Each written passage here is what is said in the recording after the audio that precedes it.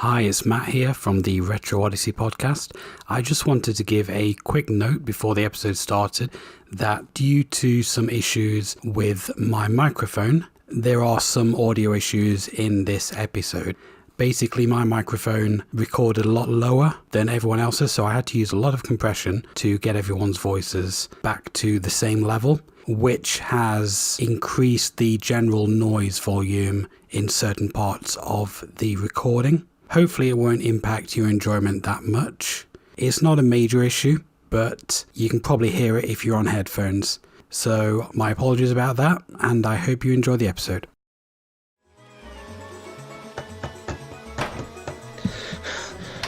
Guys, boss is coming. Look busy. Fuck. Matt, turn that off.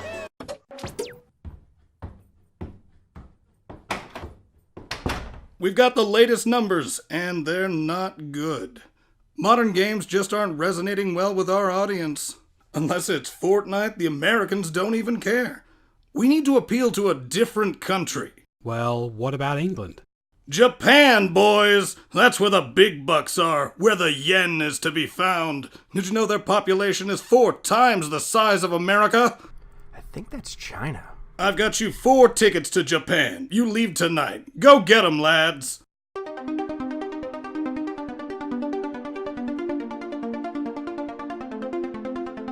So, our plucky band of retrobates are en route to Japan on the cheapest airline the boss could find. Will they be able to uncover some of the games that Japan would rather keep hidden from the West? Or will they die from too much sushi? Let's find out.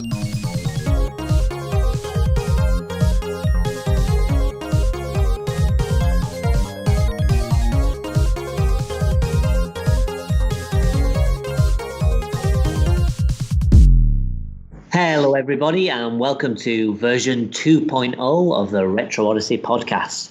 We've had a new title update, and that's overhauled the whole podcast with some new features.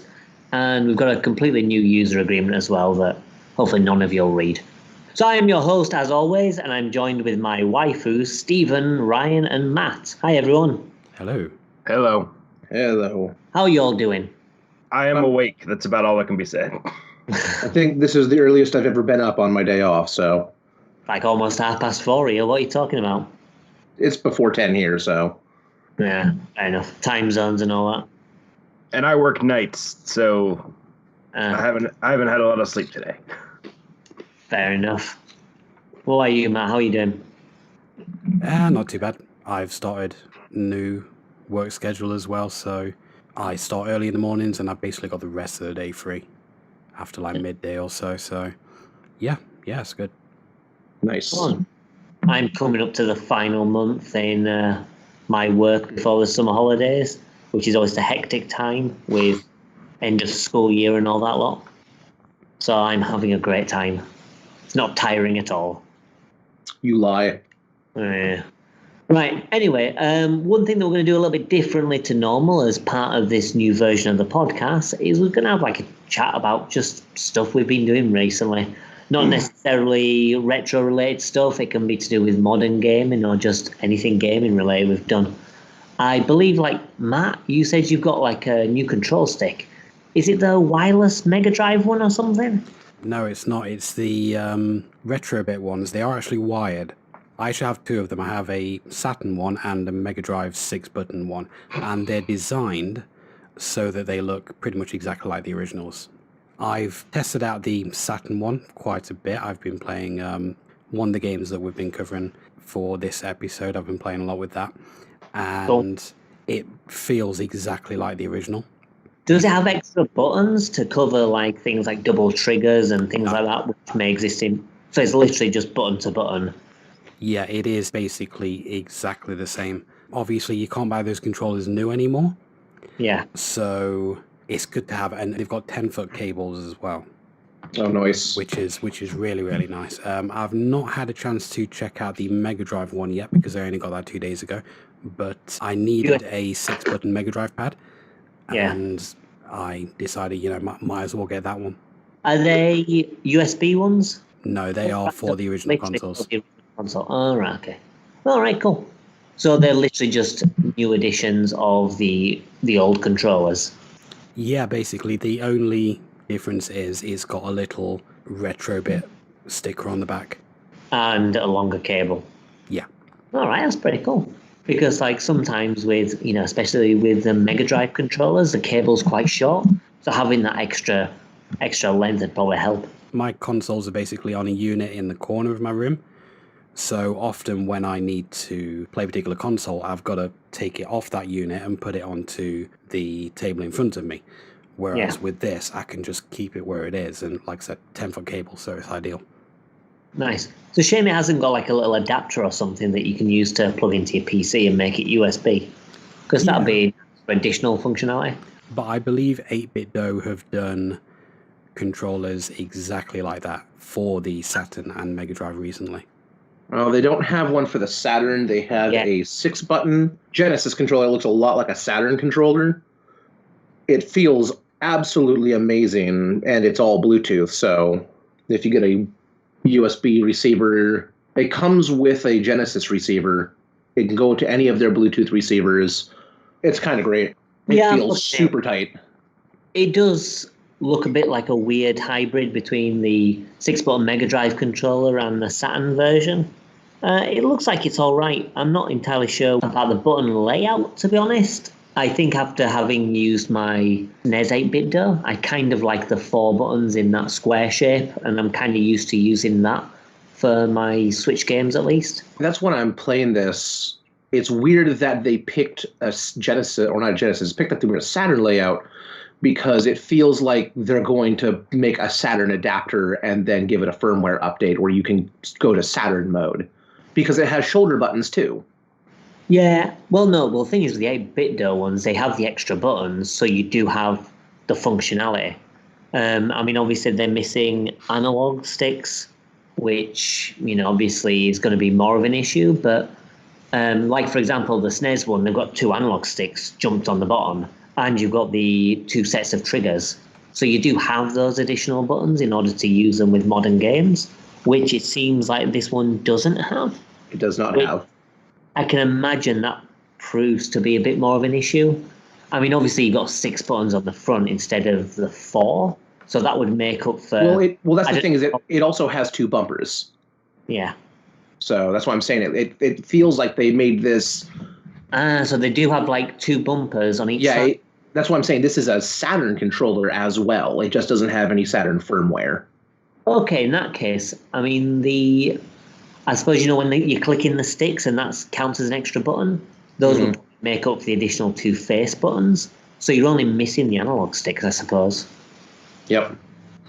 Yeah, which I suppose depends on the game you're playing. It seems like a neat thing, but...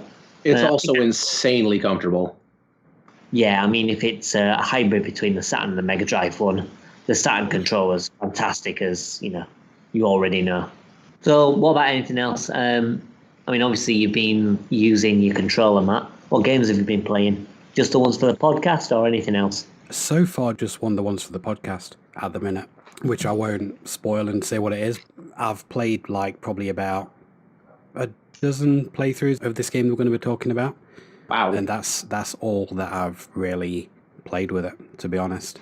And like I said, I've not tested out the Mega Drive one yet. I've heard people say that the D-pad feels a little bit stiffer. I mean, I've held it in my hands and it seems fine to me. But I'll see when I actually get around to playing it. The Mega Drive D-pads are a little loose, in my opinion. I mean, not as bad as like the Master System one, which sloshes about like water. Yeah. But the Mega Drive D-pad is kind of a bit loose anyway, so having it tighter might not necessarily be that bad. So maybe it was more for, design reasons, and they thought that would work better. I don't know. But yeah, it'd be interesting to see next month how the Mega Drive one is. Yeah, definitely. I'll give it a try before next month. Yeah, presumably it'll be top quality like the Saturn one. What about any new games? Have you been playing any like modern type games as well? Pretty much just Final Fantasy 14, to be honest. I've just been mainlining that like for the past 8 months, 9 months. So it's a bit of a long-term project. Oh, definitely, yeah. I mean, I cancelled my JRPG. WoW subscription, and I've just been like fully on that. Wow. I really need to put some more time into that before the expansion comes out. Yeah, the expansion's out in a month. Yeah.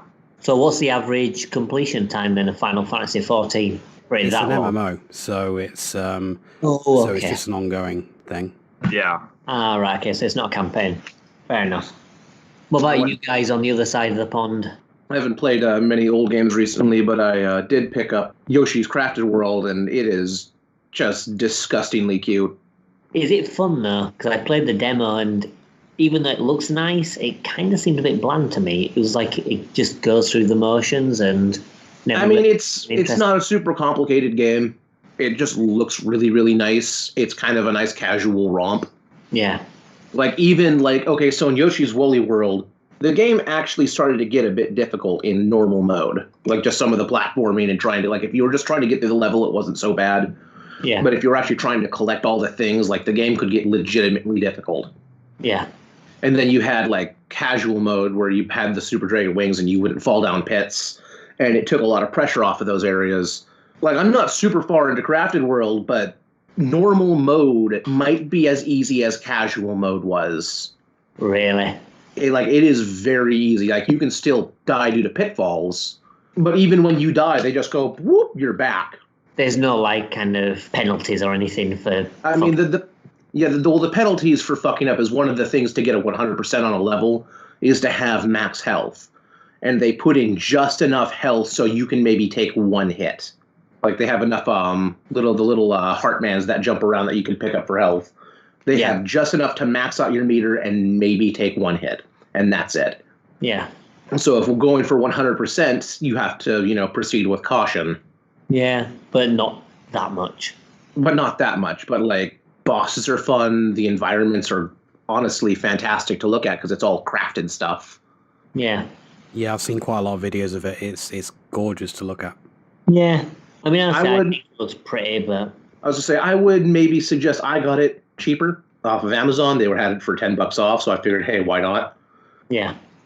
I might wait for a sale. If you can pick it up for like 30 or 40. Yeah. I think it'd be one point where maybe in the future, and I'm starting to, delve into games I might not necessarily have wanted to play immediately, Right. and it's cheaper. Yeah, maybe then. Otherwise, I think I'm not that bothered by it. I wasn't impressed with the demo that much. I didn't dislike it. It just kind of felt like it was just a bit simple and kind of generic. The gimmick of being able to shoot into the foreign background is just kind of neat, but it's not like super groundbreaking. Well, that's the thing. I mean, they have the foreground and background stuff, but it doesn't really seem like it's done for anything. It's not like a neat gimmick where there's some interesting puzzles. It's just there. I mean, well, there's like some stuff where you have to put together a train in the first level. Yeah. And you have to go and zap I think you have to zap one of the items, and then you have to shoot a Shy Guy who's holding another one, and then you get it that way. Yeah. I think that was in the demo. Yeah, but there's not any like convoluted puzzles. Yeah. I mean, it might be all right. I'm glad you're still enjoying it, but I'm not sure if it's for me or not. I haven't been won over by it. What about you, Steve? What have you been playing recently? Basically, all I've been playing is Final Fantasy VII on Switch and Kingdom Hearts 2 Final Mix. Any good? Oh, yeah. I give Final Fantasy VII a lot of grief because, people talk about how it's the greatest game of all time, and I don't think that it is. Yeah. But it's still a very, very good game. Like, I'm not going to say it's a bad game by any stretch.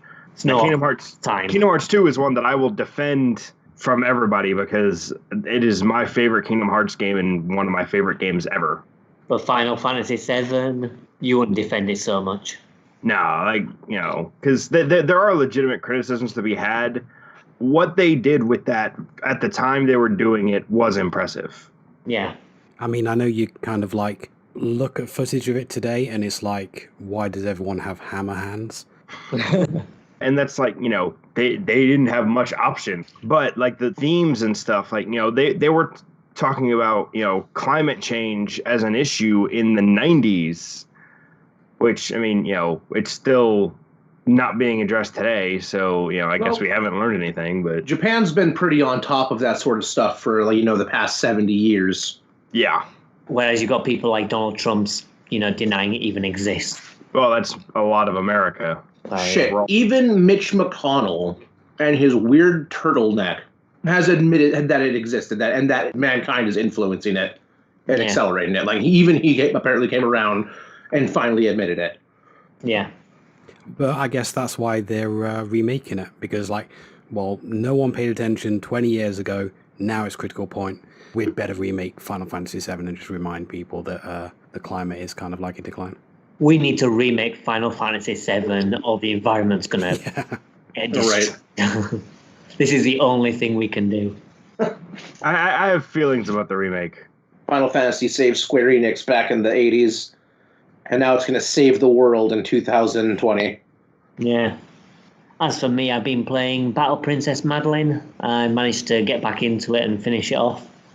I stopped because it was kind of unplayable, like ages ago, because it was so obtuse and you didn't know where you were going, and it was a bit of a mess. And then they did a massive overhaul, and they added things like waypoints, a quest guide, a map, heaven forbid. And now it's a lot of fun. Before, when you had no idea where you were even heading, it was a frustration. But now the patch has finally been released. I've got to the end of it and I've had a good time. It's sort of like a spiritual successor to Ghouls and Ghosts. So if you enjoy those games, it's sort of like that, but nowhere near as difficult.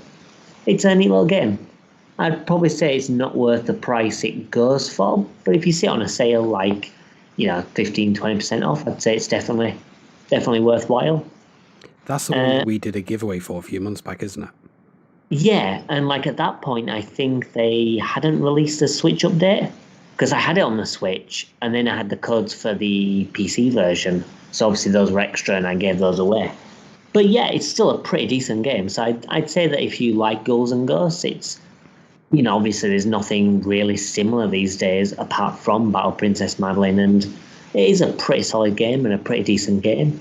It's a little rough around the edges in some place, but it's still a good time. I've also jumped into, and I'm only really near the start of it, I've been playing Ultra Sun as well, Pokemon Ultra Sun. Getting ready for that Sword and Shield? Well, yeah.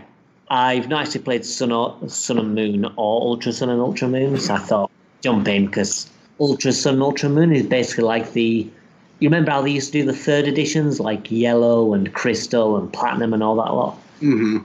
Ultra Sun and Ultra Moon is basically that version where things are just fixed and they've added more stuff. Apart from they released 2 different versions, so instead of having 2 and the updated version, there's 2 and 2 updated versions for fucking reasons. Well, it's like as far as I can tell, it's like black and white, because in black and white you had was it Kyurem and Reshiram? Yeah, as legendary, and then they did Black 2 and White 2, and Black and White 2 are sequels. This isn't a sequel; it's the same game. It's just more stuff, and they fix some stuff. But so, what he's saying is with the legendaries, where you had the mascot legendaries, and then they fused with the third legendary, and then you see the same thing with Sun and Moon. Yeah, they repeated that concept. Okay. I've not got to the end of it. Just the fire trials, so I'm not that far ahead. Yeah, they threw in the third legendary, and they do a weird fusion thing. Right, okay. Yeah, I didn't realize that. I thought you meant they're like a sequel, like Black and White 2. No, okay. Not quite. Okay, fair enough.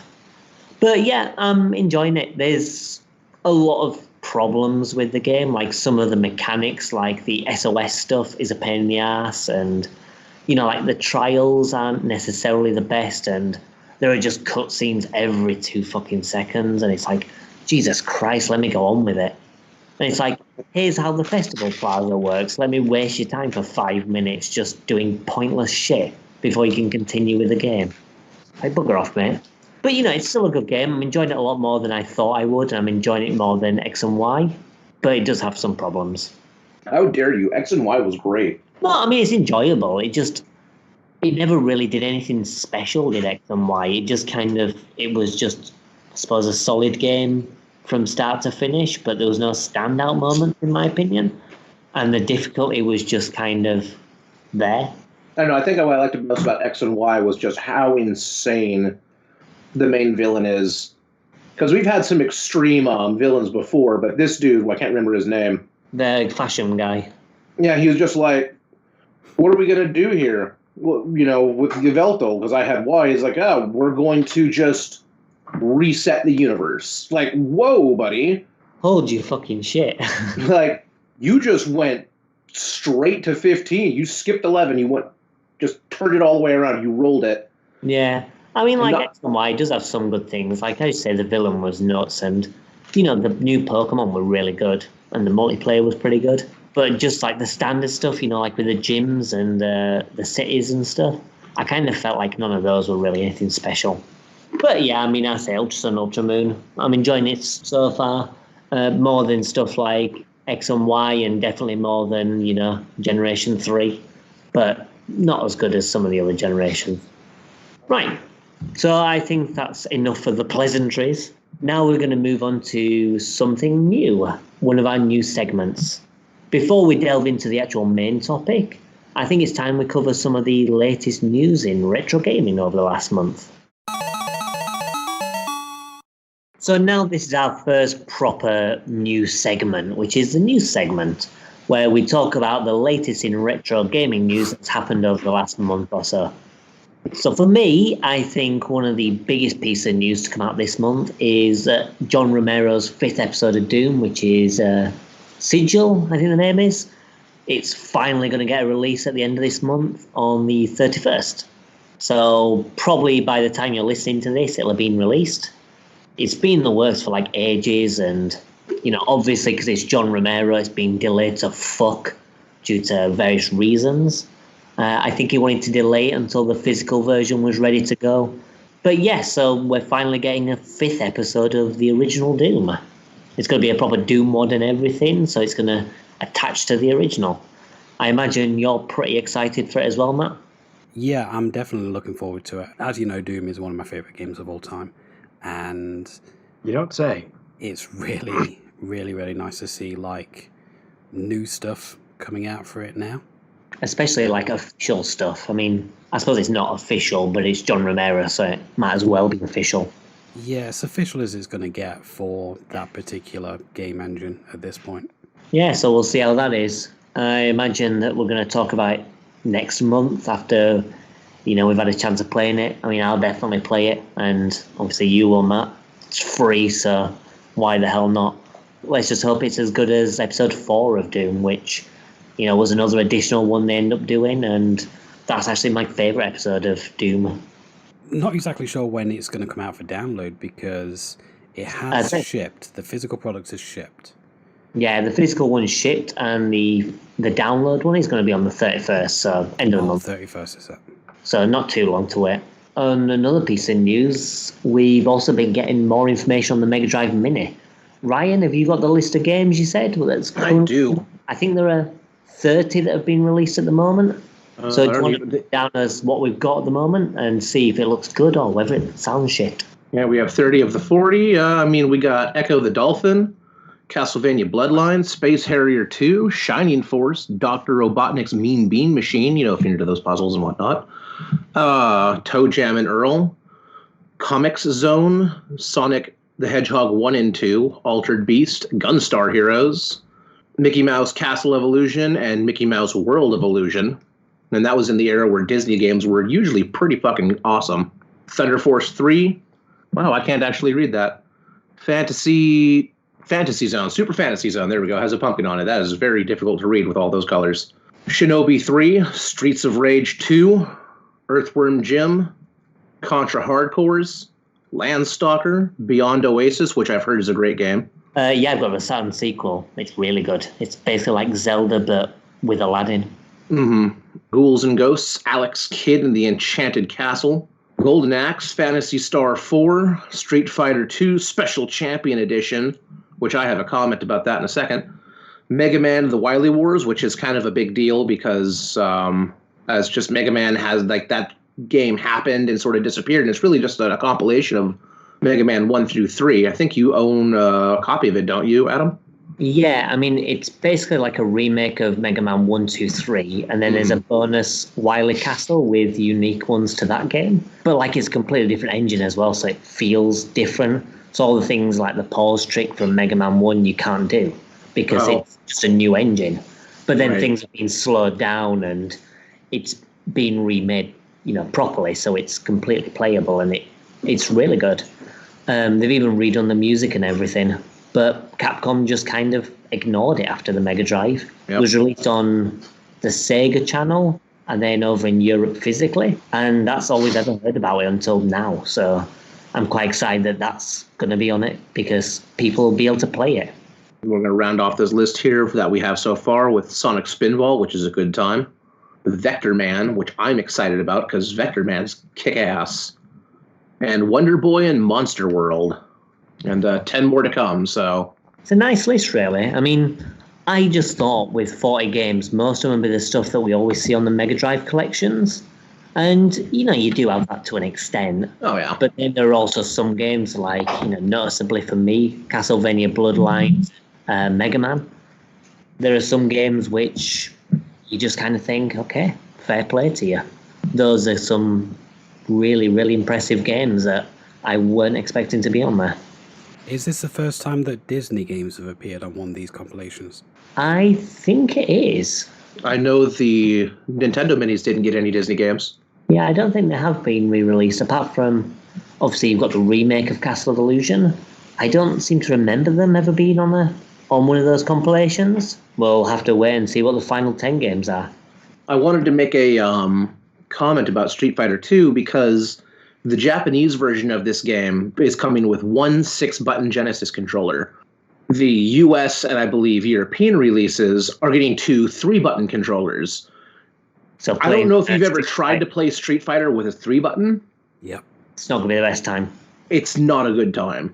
Oh, but that's the thing as well. Like the Japanese version is actually getting another game that isn't getting released in America. I don't know what it's replacing, but one of the puzzle action Mega Drive games is getting released on the Mega Drive Mini. I'm not sure what obviously the Western version of that is because I haven't compared and contrasted. But I did remember seeing that puzzle action is going to be on the Japanese one, which, that's a pretty good game. Unexpected. Yeah. And then on the flip side, we have the Capcom Home Arcade system, which, the list of games isn't quite as exciting. You've got some games on there which, are pretty impressive. You've got Alien vs. Predator, which is the first re-release of the arcade title, so obviously that's quite good. Same with Mega Man The Power Battle, which obviously is a good game as well. You've got other classic games like Darkstalkers, Street Fighter 2 Hyper Fighting, because, you've always got to have a Street Fighter game on one of these things. Every time. Exactly. Street Fighter 2 Turbo. Again. Oh, no, Super Puzzle Fighter 2 Turbo, rather. Strider. And then you've got stuff like Pro Gear, Giga Wing, Ghouls and Ghosts, Final Fight, Eco Fighters, Cyberbots, Full Metal Madness, Captain Commando, Capcom Sports Club, Armored Warriors, and 1944 Loop Master. So yeah, it's a bit more of a mixed bag, I feel. There's some good titles on there, but the kicker is the price and the fact that you've got to play on this big fucking ugly arcade stick with see-through buttons. I was about to say, the biggest problem with it is that the buttons are see-through, or they're painted up to look like the deck, so you can't see your goddamn buttons. Yeah, so good luck playing a multiplayer game when you're frantically trying to do combos and not being able to see where the fucking buttons are. Just, what the hell were you thinking? I suppose they probably wanted to cash in on the craze of these mini systems and these plug-and-play devices. I imagine they'll probably sell some units, but it's quite pricey from what I believe. I'm wanting to say it's like 200 or something. 260 USD, and that is just like, I'm hoping that it's at least, like, the buttons are at least, all standard sized and high quality components so you can switch shit out if you want. Yeah. I would sooner take the internals out and put it in, like, something, a small housing and then just attach 2 arcade sticks. That's all they had to do. I mean, you could get, like, a RetroPie to play the exact same things and then just get, like, a good quality arcade stick. Yeah. You can buy yourself a pretty solid arcade stick for like a Hori for $70. You can get a solid arcade stick. It's not going to be the nicest one on the planet, but it's going to get the job done very well. It's going to be nicer than that Capcom one as well. And then you can get those, and those come in different colors, so you can buy one for you and one for your friend, and those will work on your other consoles as well. And then you can go and spend $40 on a Raspberry Pi. The games may not be official, but with a arcade stick that is as ugly as the Capcom logo right here, I'll go to jail. Yeah. Right. I think the last piece of news we'll probably cover at the moment is one that we touched upon briefly, and that's we got more details of Final Fantasy VII Remake, which I personally couldn't give a fuck about. So I think Steve's probably best covering this to give more information. Okay, so we got a short trailer from the PlayStation State of Play event, and the trailer showed a lot of detail in certain things, which is a good sign, because one of the things I was worried that they wouldn't have is some of the smaller details. But the reports we're hearing is that it's still going to be done in parts. It's going to be done in 3 parts, and that the first part could just be the part in Midgar, which that's not a third of the game. So there's, I'm curious what they're going to cut to fit the rest of the game onto 2 parts. I have mixed feelings because I don't know that I trust modern Square Enix to do this story properly, but it looks like they're trying. My main problem with this at the minute is that, unlike a lot of other episodic games, this is actually going to be 3 full-priced $60 games. Yes, I am very not okay with that. I don't understand why they're even doing this. We have the game released on multiple platforms, when all people really wanted was they did Advent Children, and people went, oh my gosh, Final Fantasy VII, I would love a game that looked like this. But they're not going to get the game they want. They're not getting the original game completely reskinned and updated with cutscenes to look like that. There's already a mod for the PC version of Final Fantasy VII to do all the cutscenes like that. It looks amazing. But they're going to get a game that they're going to hate because it's not going to be the game they played as children. Yes. It's going to be an action RPG. It's going to be something completely different. Square Enix would be real smart to come around here soon and go, lol, tee-hee, just kidding, we just made Final Fantasy VII into a movie, so now you can have Final Fantasy and Final Fantasy Advent Children and have the complete story on Blu-ray. It's another one of those things where I'm like, okay, y'all, the game, I think a lot of people are forgetting what the game was originally like. Mm-hmm. Some people have brought this up. All people remember is, oh, how cool did Sephiroth look walking into that fire? It's like, right? Okay, that was 15 seconds out of a 100+ hour game. Well, and the cutscenes were pretty, and the actual animated cutscenes were pretty clean for the PlayStation. Yes. So you had that going for it. You did have a sprawling story, a cinematic game, but it was just, I'll take a lot of flack for it gladly. Final Fantasy VII did not age well, or rather, it did not age as well as it should have. Its visuals did not. I think the story still holds up. The story's fine, but when you take a game that released around the same time, Final Fantasy VIII aged better. Final Fantasy VI aged way better. Well, Chrono Trigger, and these games that came out earlier, they aged so much better. Final Fantasy VII was just that first introduction to the Final Fantasy series for so many people. Yeah. Final Fantasy VII has the same problem that Ocarina of Time does, where it was people's first exposure to this franchise and some people's, first exposure to games. So they latch onto it so hard and don't think about, everything around it. And, they don't look at the other games in the series that didn't get as much hype and as much media, but are actually better. Exactly. So and here's my thing, yes, 7 is a great game. I love 7. I, have played it the second most out of all the Final Fantasy games. Final Fantasy X is a better game. because it did more than 7 did. Now, it doesn't have some of the themes that 7 does, and it doesn't have some of the complexities, but you would think the people that are all graphics would look at 10 and be like, holy crap, this is amazing. Exactly. Which they were at the time, and then they forgot, apparently. Yeah, it's just, I think a lot of people are going to be real sour and butthurt about Final Fantasy Remake when it comes out. Yeah. And that's going to be fine with me because I own the original. So, yeah, I have the original, the Switch version, and the PC version. Yeah.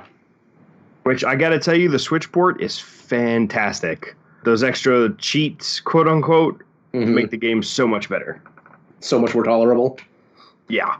I've only got the PlayStation 1 version. I've got it physically and digitally as well, because there was a sale on last month on PlayStation Store, and all of the PS1 Final Fantasy games were $3.99 each. So I just thought, fuck it, just in case my disc stopped working one day, I'll just can't beat that. But compare that $3.99 to the 150 odd pounds that you're going to be spending on the remake. I don't want to spend that much on the remake. I will probably just wait till it's all out, because that is one of the big ones for me. I mean, you could probably buy like a Switch for the price of that one fucking game. Yes. More or less. Like $180 is quite a lot. It seems like they've only split into episodes so they can charge more for it. That was one of Square Enix's things a while back, was they wanted to break up all their games into pieces so they could sell them multiple times. And like, their entire corporate model was, how can we get more money out of our customers? Yep. Not, hey, let's make good games. And that's why we have Final Fantasy 13, Final Fantasy 13-2, and Final Fantasy 13-3 Girl Cloud. Well, 13 was part of a bigger problem. The problem wasn't 13. The problem was Fabula Nova Crystallis. I have a friend who said a while back that the biggest problem with Square Enix was the merger of Square and Enix. I mean, yeah, because, I think 10 was the last pure Squaresoft game. Ever since, every title has been contentious except the MMOs. The MMOs have been pretty well received. Well, except wasn't it 11 where it was released, it bombed horribly, so they completely redid it? No, that's 14. No, that's 14. Oh, that's 14, okay. And it is actually turned into quite a fantastic game. Yeah, it's brilliant, but it was abysmal when it first came out, which is why the new version is called A Realm Reborn, because they reset the whole world. There you go. But yeah, I mean, that's actually a really good point. Every game since 10, with the exception of the MMOs, has been contentious. I mean, 15 is pretty well liked, but everything else is drawn battle lines and everything. I hadn't actually considered that before. Well, we'll see how it is. Maybe it'll be released and turn out to be good, but I guess just have to wait and see. Yeah, I don't have high hopes. Yeah. But, releasing it episodic, I suppose that's better than ruining the game and filling it with, like, microtransactions and stuff. At least it could still be a good game. I'll buy an expensive one. My main concern is you're taking a fraction of the game and making it an entire, one of those 3 parts. That is concerning to me, because it's going to be hard to fit the rest of the game into 2 other parts. Well, the other thing as well, being an RPG, is how are they going to pace it afterwards? Because if you've only got one part, then what are people going to do? They're going to spend extra time in the game grinding. Yeah. So you run the risk of people going into the second half being completely over-leveled. Or if you take that into account, then people will be under-leveled and they'll have to do loads of grinding when the second part comes out before they can actually, get into it properly. Yeah. Unless you're going to have an adjustable difficulty based on your level where it scales, maybe. I don't know. Again, I suppose it's stuff where you just have to wait and see how it turns out. Right, well, anyway, I think that's all the main news out of the way, so we'll take a relaxing break and then we'll jump into our main topic.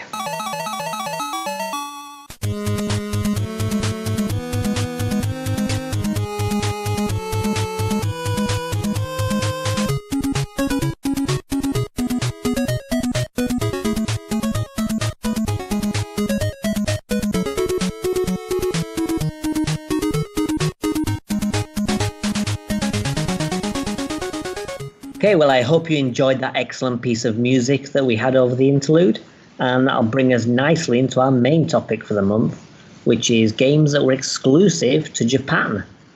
So our main topics from now on will be different to previous episodes. Instead of covering 4 games that fit into like a certain theme or genre, we'll actually be discussing a general topic and include a couple of games as talking points. It'll be kind of similar to before, but really we want to delve into the topic and discuss the ins and outs of it. And also have less loopholes. Less loopholes as well. So, we're having good examples for the topic rather than this is sort of fitting. And trying to fit in loopholes with our choices just for games we want.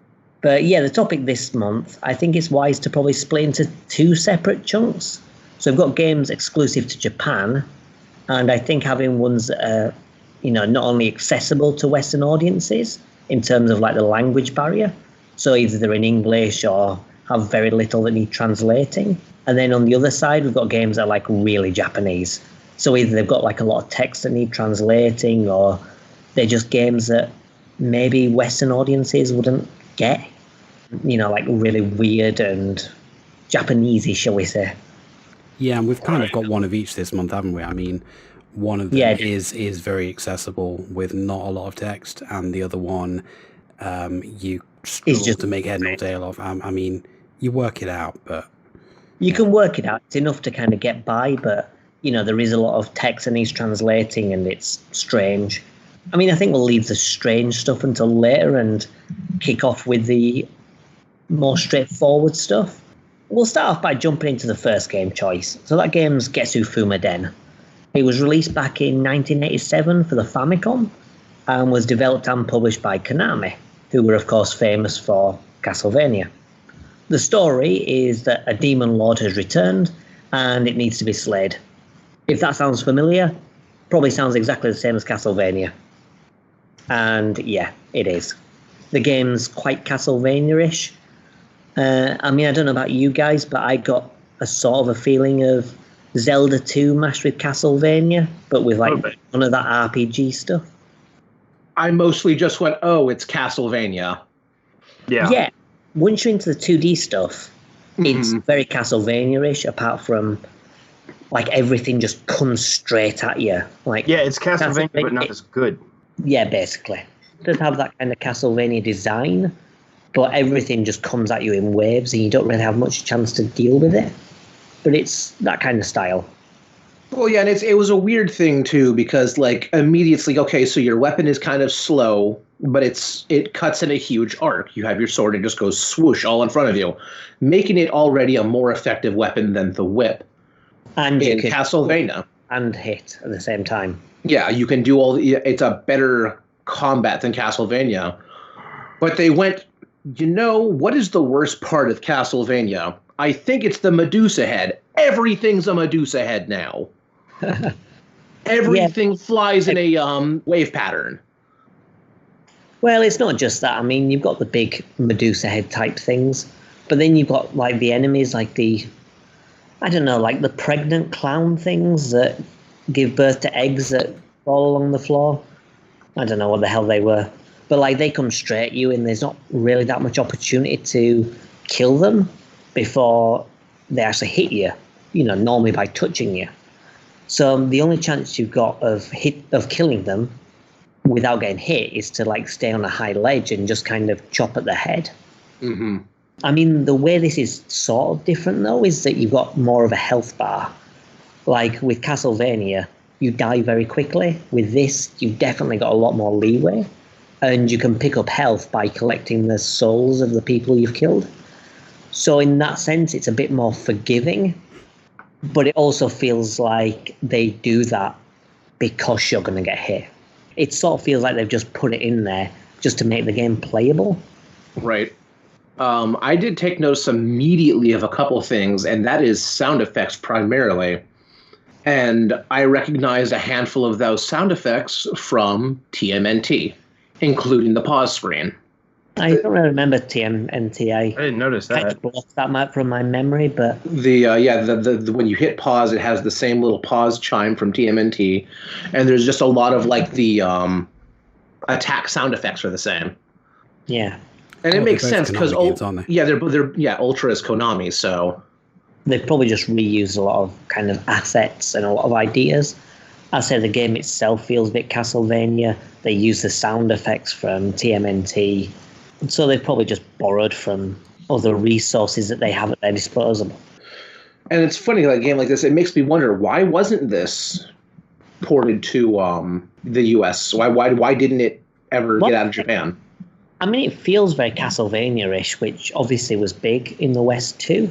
So that surprises me, because not only did it get released in Japan for the Famicom, it did get a re-release on the Wii, the Wii U, and the 3DS on the eShops. But all of those have been Japanese exclusives. Right. I mean, it's not like there's much to translate in the game, apart from like the opening dialogue and the shop. Like the rest of it is, you don't need to translate really. I mean, there's just bits and pieces. I don't think it would be a particular big thing to do. Right. And they could say, hey, look, here's this game which is very much in the style of a Castlevania type thing, and it's never been released outside of Japan. Here it is. Buy it. But they've never really done it. Personally, I don't think the game's very good, so that might be one of the reasons why it hasn't really had a broader appeal. But that's the thing, though. I mean, they have re-released it on the virtual consoles, which obviously they don't do with all their games. They've done that with like Castlevania, and they've done it with Getsu Fumaden and some of their other, properties. But it's not like they release just all their shit when it comes to the eShop. They haven't. They've released this for some reason on the virtual console. So there does seem to be like some degree of popularity, possibly in Japan. But yeah, I don't know. Because if it was just shit and no one wanted it, they wouldn't re-release it 3 times. Right. Yeah, I guess. And I don't think it is a bad game. I think it's definitely rough around the edges, and it doesn't feel as good as Castlevania, and it's definitely got problems. But I still think it's a reasonably enjoyable game. I mean, like, for me, the music is really, really good. It is quite enjoyable. Yeah, like the music's really good. I mean, the game itself has a lot of big problems, but I wouldn't call it a bad game by any stretch of the imagination. Yeah, it's not that it's an objectively bad game. It's that we have much better examples of what it was doing. I think it's because it evokes a feeling of Castlevania, and it's nowhere near as good as Castlevania. Yeah. No, I mean, the thing is with Castlevania, it's like you're going through a level. If you get hit by an enemy, it's your fault. Because the controls are tight, they're responsive. In Getsu Fumaden, if you get hit by an enemy, 50 out of 50, it's going to be the game's fault. Yeah. Because shit just comes flying at you. Yeah, and the thing is, a lot of the enemies take 2 hits to kill, and there's no stunning them with the first hit. They will just keep coming on. So like a lot of the times you'll hit an enemy and you can't get out of the way because they're still coming at you. Yeah. So you have to take that hit. So the only other thing you can do is just hit them with that second shot and then pick up their soul to regain some health, which, as I say, just feels like they're sort of plastering over a problem rather than, addressing it. Yeah, it just seems quite a lot of the time it's just impossible to avoid taking damage. Yeah. And as I say, it's disappointing because Castlevania is not like that. I mean, Castlevania is far more punishing when you get hit, but then usually it's your fault. Yeah. You can deal with Medusa heads. You can deal with bats. You can deal with all the annoying stuff very easily once you know what to do. But in this, it kind of feels like you just have to mop up as much health as possible after getting hit. And that's basically your strategy. I'm curious if another reason it didn't really make it over here is because it appears to be rooted a bit more in Japanese mythology. That is a very possible reason. There's a lot of times those games don't transfer. And so even if they translate it, thered be a lot of stuff that would just be kind of, people would go, huh? I don't understand the significance of this or why this is happening when in Japan the story is mythology and therefore relatively common knowledge, it just ties together better. And the other thing is there could be things that don't have translations. Well, I mean, the actual story itself is basically the same as Castlevania. Maybe the monster designs are more rooted in Japanese mythology. But I think the actual stories, because it's effectively the same as Castlevania, I don't see a problem with the actual main story. I don't know. There was another, and I've mentioned it before, there was another game that didn't make it over, was, and I might butcher this name just a little bit, but so... That's the problem with this episode, is us trying to pronounce. Yeah, but it's a Famicom Musha Shimbashina Shin Onagashima, which is a Famicom game. It's more of a novel, like a game novel versus just like, straight up gameplay. There's a whole lot of story going on, and it hasn't gotten a proper translation, not even like a proper fan translation. And I've had like a read down of what the story's about, and it looks rather fascinating. The gameplay seems interesting, but if you can't read Japanese, you're not going to be able to play that game. And if you're not familiar with Japanese like folklore, you're not going to get the game because the story is rooted deeply in that. And that might be one of the reasons they just didn't bother. Possibly. And it's like, I go kill the monsters, go through the levels, kill monsters, and that's all you really need to know for this. Definitely. There might be a little bit more significance there that you just don't get because you're not reading it. Yeah, I mean, if it does relate to Japanese culture, then maybe they just think it wouldn't resonate with Western audiences. Exactly. Like, they'll do that in other games where they go, hey, we're going to do this, but we're going to change this one thing or this thing over here when we do the localization just because you won't get it. Yeah, there's been some questionable translations by the localization teams. Mm-hmm. Like Working Designs was kind of famous for vastly changing things. And, obviously some people appreciate and then some people think, what the hell were they thinking? Exactly. But there are some games like with this, which I kind of think people would have liked. I mean, Castlevania with samurais, maybe back in 1987, people wouldn't have been into it. But I think now people will be like, yeah, I'd play that. I mean, for example, there's a game on the Saturn called Hisatsu, and it's basically ninjas. It's sort of like cowboy ninjas, more or less. And you play ninja assassins and you have to kill various different fellas. But it's based on a Japanese TV show. So I can imagine that the execs would probably just think, it's a Japanese TV show, we're not even going to bother releasing it in the West. Mm-hmm.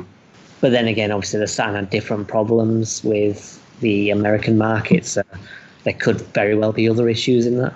Right. That particular game, I'd love it if they brought it over here. I mean, just for the music alone, the music in that game is just awesome. Yeah, I mean, like the actual cutscenes and stuff, there's like a tiny cutscene at the beginning of each level, and that's got Japanese written text. There's no voices, and everything else is just in English, so they wouldn't necessarily even have to do that much work in order to do a port. I'm not sure who makes that game, so I'm not sure if they're around to be able to do a port, but yeah, I mean, having a modern version of that or a re-release would be kind of cool. But then you've got stuff like, I mean, have you heard of Denshi Digo? Or it rings a bell. They've released a game more or less on every console in existence, apart from the Switch and probably the more modern consoles. But it's like an arcade Japanese train simulator. And because it's an arcade game, it's fun, it's easy to pick up.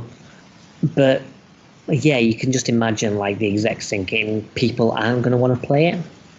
But I don't think they would necessarily have to change that much. I mean, it's a train thing, so just change the name of the train stations to something generic. And I think people would want to play it 'cause it's just an arcade experience. But I think I saw actually. Didn't you do a video on it at some point? Yeah, it's been in one of my videos. And like they release controllers and stuff for it. So you've got like this, train controller type thing, pulling on the brakes and stuff. And, it's really fun. I mean, there are some things that are a bit more difficult to get with regards to, signals and stuff like that on the train lines. But, I mean, it's an arcade game, so it's relatively easy to get to grips with and deal with it. But yeah, I mean, can you think of any other games that you think are pretty straightforward, but never got a re-release? I mean, obviously you've got complicated stuff like, RPGs maybe, they're a bit more text heavy. But what about any other games where you think they could have just released it with little effort? Well, you have weird stuff like Doki Doki Panic, which isn't a particularly good game, but... Hey, you watch your mouth. It's just weird that when bringing it over to the West, they decided to change it into Super Mario Brothers 2. Well, I'm glad you brought it up because I was going to mention it. The reason Doki Doki Panic didn't make it until it was reskinned as Mario 2 or into a Mario game was there were some rights issues I learned. Because it was based off of a TV something rather. The game was basically pushed to market.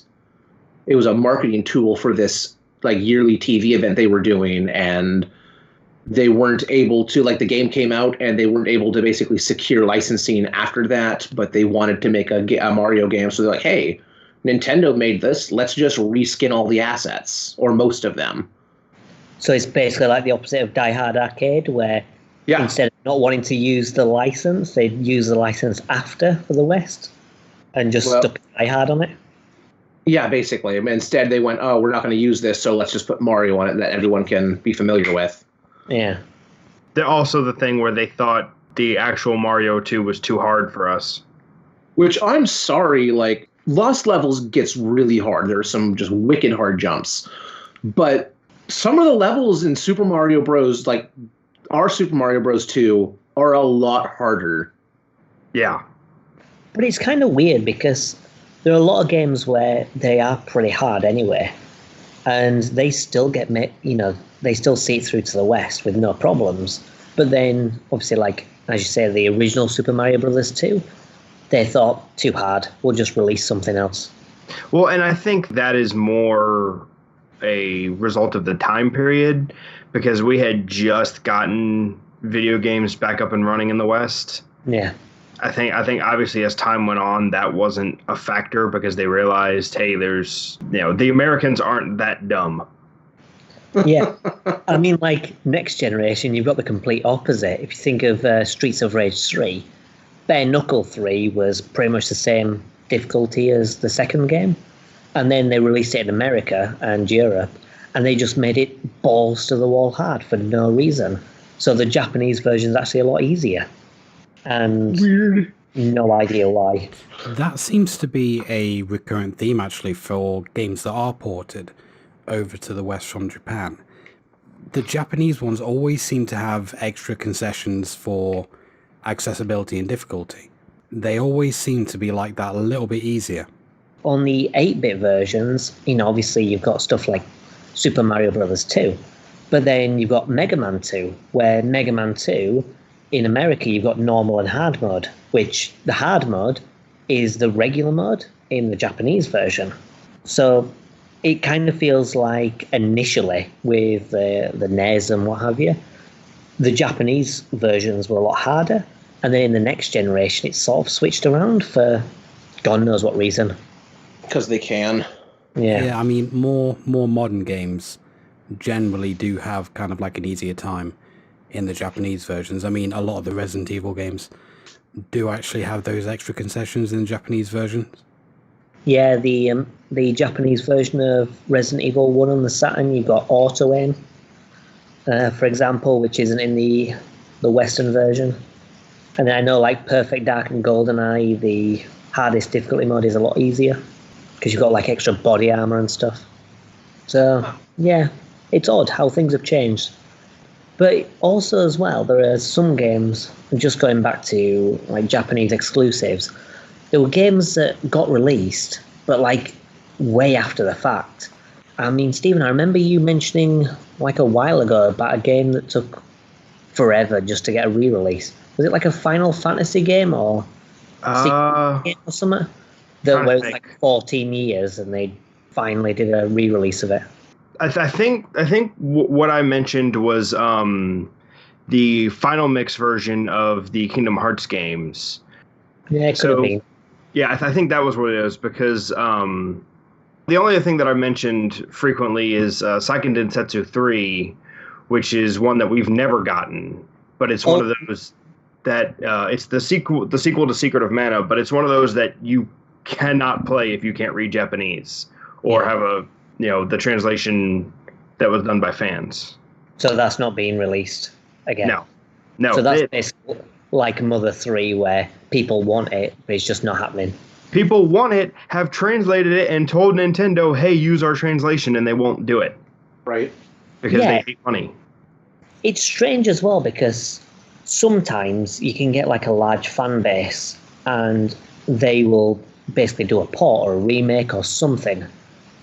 And there's things like Mother 3 where, you've got this huge fan base. It seems like it's growing year after year, and they're constantly demanding this game. And Nintendo just seems to ignore them. Because they hate money. Yeah. It's the weirdest thing. Well, another game that has kind of like similar circumstances surrounding it is Final Fantasy III, which the version of Final Fantasy III that we got over here on the SNES was, I believe, Final Fantasy V? Six. Was it? In Japan.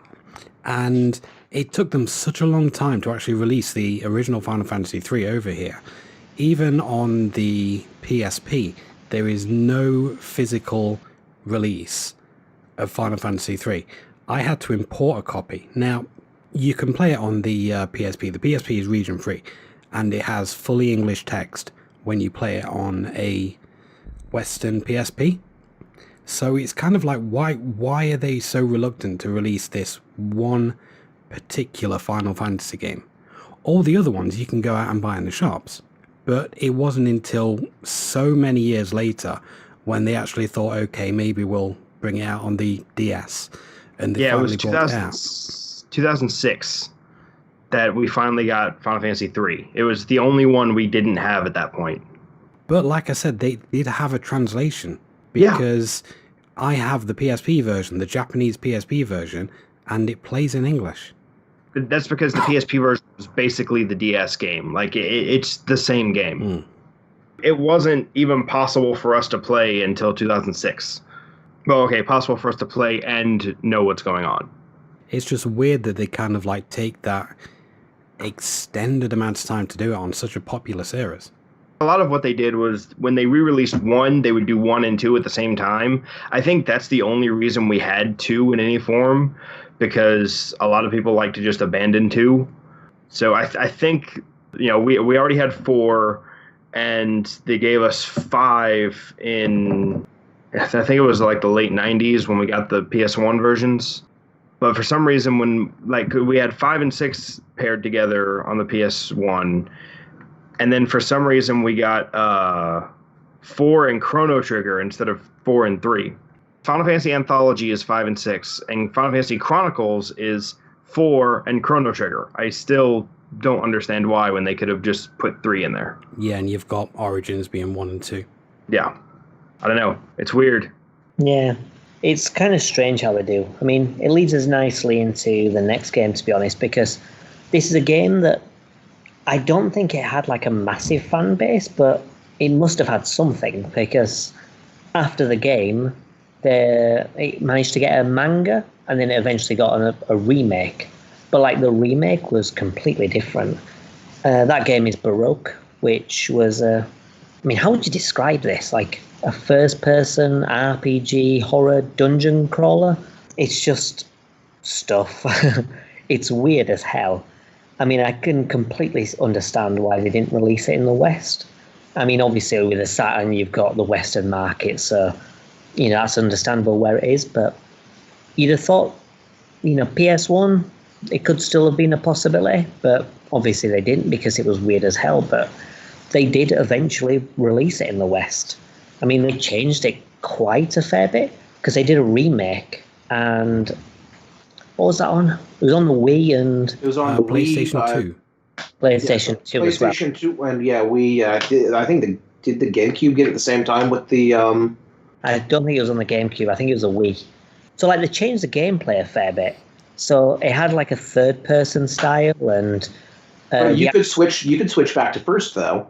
Yeah, but then, the actual the atmosphere and everything was completely changed because it had more of an anime art style, whereas in the PS1 and the Saturn versions, everything's like really gritty and weird, rather than this like kind of bubbly anime style, which I think was probably done to appeal to more Western audiences. Well, and it is weird because it does have a very horrible atmosphere. Like, it sets into kind of just everything is sort of awful. Yeah, it's like... Which is a shame because I would like to know why everything is awful.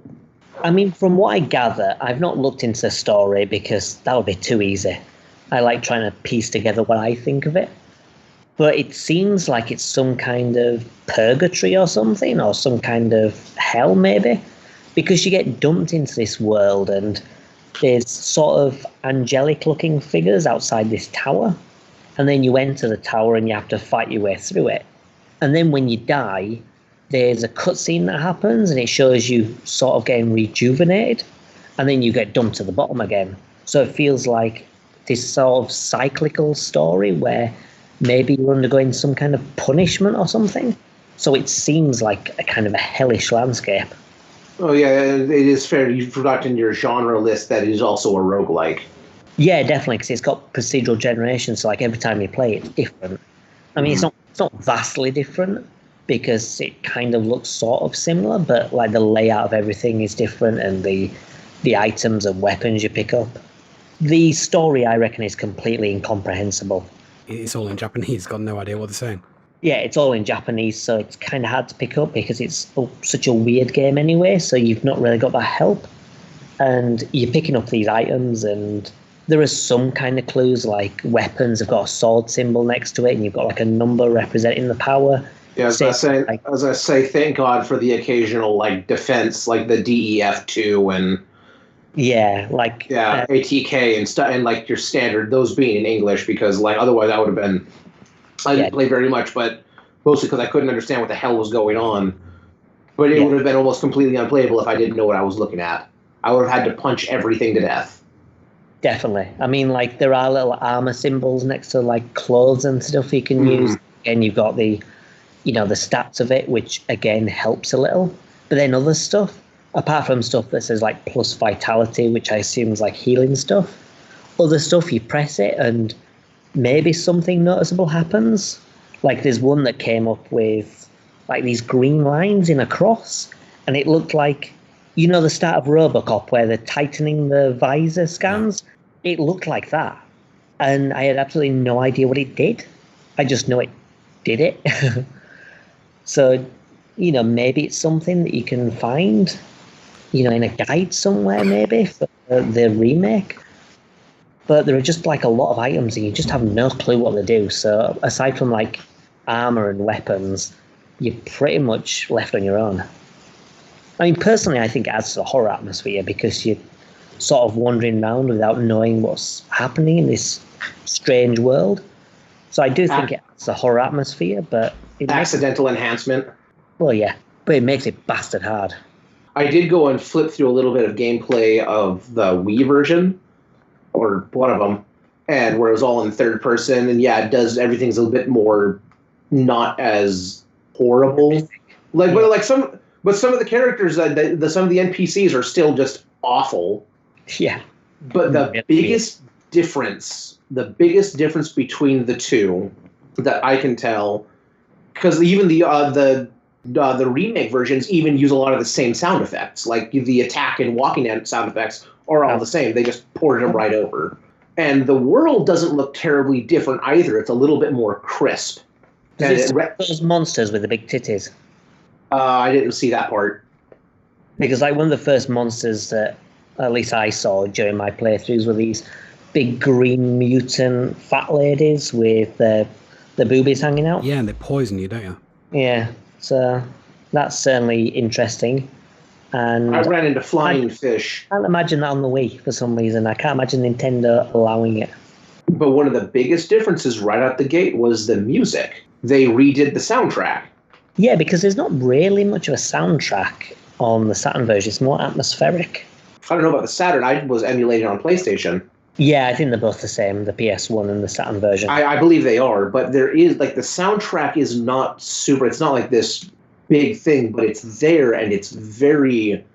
Yeah, so I think it's more to do with the atmosphere, so you can sort of hear it in the background, just giving... Yeah, it's very, very good, though. Yeah, definitely. And in the remake, it's different and it's bad. Yeah. It ruins the atmosphere because they tried to make it a bit more upbeat, and it just falls flat. Yeah, that's very strange because, as you say, the music in the original one was pretty good. Yeah, it really kind of helps with that atmosphere. I mean, this game for me is probably one of the most atmospheric games that I've played, honestly. Just down to that kind of like silence that you have, or really, really quiet atmospheric noise as you're going around. As you said, there is music, but it's slight. Very understated. Yeah, it's understated, and you're going around these dark rooms, and like you enter a room, you can't see the other side of the room because it's in shadow. It's only as you go forward that it kind of like lights up a bit, so you don't really know what you're going into, and you have all these really strange enemies, and occasionally you'll walk into a room and you'll see like there'll be like, I'm assuming it's some kind of ghost, and it'll either rush towards you or just move backwards and fade into the wall. And it's a really kind of like, what the fuck is going on? Yeah, I didn't really understand that because I only got it like maybe a couple of times where the ghost thing appeared. It does seem to be random and it doesn't seem to do anything, but it's there and it's weird and creepy as hell. Like, I would say that Baroque is one of the scariest games I've played, just because it nails the atmosphere. For real, though. How far did you get in it out of interest? I think I got to, I don't know what floor it will have been, but I think I got to like maybe level 8 in experience, maybe. I think 8 is about where I got to in terms of level, because I did play about a dozen or so runs of it, but I died like quite a few times as well. Just trying to go through that menu and try and find like which one of these is going to give me more vitality, because your health will regen, but you can't stick around waiting for your health to regen because your vitality goes down. Yeah. So you kind of like have that dual balancing act there. But I did play quite a few runs, and I think my longest one was probably about 20, maybe 30 minutes. Yeah, it's one of those games where if you're not expecting to get far or to complete it, it's a nice one to dip into for like a brief run. As you say, 20 or 30 minutes maybe tops, and you'll have a good horror experience. And if you treat it more like of an arcade thing where you're just trying to do better each time, I think that's probably the best way to play it without knowing what the fuck's going on. I'm just thinking, I got to level 8 this time. Oh, I got to level 10 next time. I think I got to level 4, and I think I might have hit like the third level, like the third floor of the tower. For me, one of the hardest parts was finding a weapon at the start. Right. Because it took me a while to cotton on that you actually have to stay next to that guy until he's finished, like, I think it's 2 cycles of dialogue. Yeah. Before and then he gives you a gun. Yeah, because normally you just stand next to an enemy not next to an enemy, next to an NPC, and the talking will happen automatically. So I was just like, okay, let's just walk past this guy, he's got something to say. And I didn't realise that he would keep on talking and then give me the gun. So like the first time I played it, I wandered into the tower and I didn't have a weapon. I was like, okay, I'm going to die very quickly because I couldn't find a weapon, and it was like, okay, this run's ended. But even with that gun, it only gives you 5 bullets. So yeah, you kind of like want to... Well, no, the sword's behind him. So once you finish speaking to him, he'll give you the gun, but then you have the sword behind him as well. So you do have access to like something to slash and some kind of weapon. Oh, I didn't get the sword outside. I got the sword inside. Yeah, there's a weapon right behind him. So as soon as you finish speaking, he'll let you pass and you can pick it up, then equip it. Like I used that sword for most of it until I found like something that was a little bit stronger. There's another NPC in that first area as well, guarding another portal, and it seems that his portal goes down in the tower while the other one goes up. It kind of seems like you can go both ways. I'm not entirely sure. Yeah, I think Well, the way I did it was going down, so it was like BF1, BF2, BF3, BF4. I didn't realise there was another portal. You've got the angel just to the right of the path you go up to get into the tower. If you go further right from the angel, there's another guy with another portal. Maybe they actually go to the same place and it was just a random generation that was giving me different results. Yeah, possibly. I'm not sure. Well, either way, I mean, I don't think it makes that much difference whether you're going up or down. I imagine it still feels pretty similar. I just wonder if, once you reach like a certain checkpoint, because I know that there are like chunks and the game will like save after, like a big chunk, like I think it's like 10 floors or something maybe, and then it'll go on to the next part. I'm not sure whether that next part has a different aesthetic or whether it still has that kind of mechanical type look. Yeah, I'm not sure. I didn't get further than that. Yeah, I don't think I'll get that far. I think when I got to level 8, it was maybe the 5th floor or something, so yeah, I don't think I'll ever get that far. I'm just happy to get as far as I got. I have to say, it doesn't seem to be without its bugs, though. There are more than a couple times where going through some of the menus, you'll select something and it will just basically stop the game. I mean, the music will still be going on in the background, but you won't be able to do anything with the controller or menu or anything. It will just stop you from pressing anything and it will just hang there. I had that happen a few times, and because I can't read the menu text, I don't know exactly what it is that I did. Maybe it's like a pause button or something you press during the menu. Maybe there's something that happens during the menu and you hit something. Don't think I've ever had that, but yeah, I don't know. Not that I remember anyway. Maybe it's an issue with your CD. Maybe it's a button function during the menu. I don't know. That's the problem with these games when you don't really understand what's going on. It can be difficult because there's no fan translation either. So, I mean, the remake's probably the closest thing you've got. But then it's comparing like the items and stuff and weapons. You can't really do that with a remake because the names are so different. Yeah. And they look different. But for the most part, you can work stuff out. You can work enough out to be able to get a good idea of what's going on. Yeah, definitely. I mean, can you think of any other games that are like really weird and stuff, and that's probably why we didn't see it? I mean, I can think of stuff like maybe Pulley Ruler, which maybe got like a release in the arcades or something. But it's a beat 'em up and you control a kid with a wand, and there's just like weird stuff going on. Most major horror franchises did release in the West as well. Yeah. Oh, apart from, there was I can't remember the name of it. There was a NES game that was a horror game, which people say is fantastic. Oh, you're talking about Sweet Home? Sweet Home, that's the one. That was like the precursor to Resident Evil. People talk about it all the time and say, oh, it's fantastic. And I don't believe that ever got released in the West, did it? No, it didn't. There are fan translations, though. You can get a fan translated ROM of that. That's cool. I might load onto my my RetroPie and play it at some point. I'd never even heard of it until one of you guys mentioned it. Yeah, I only heard about it like randomly. Someone just mentioned it. It could have been on the Retro Game Squad podcast or somewhere like there where I overheard it. But it was just an offhand comment. Yeah, I did touch on it briefly when I spoke about Resident Evil last year.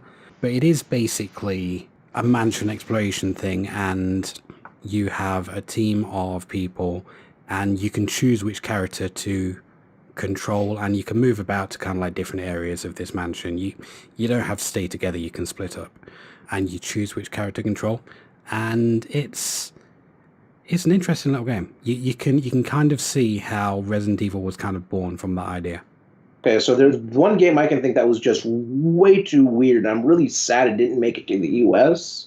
And if it did make it to the US, then I don't know where or when, but it's called Ski Jump Pair Reloaded.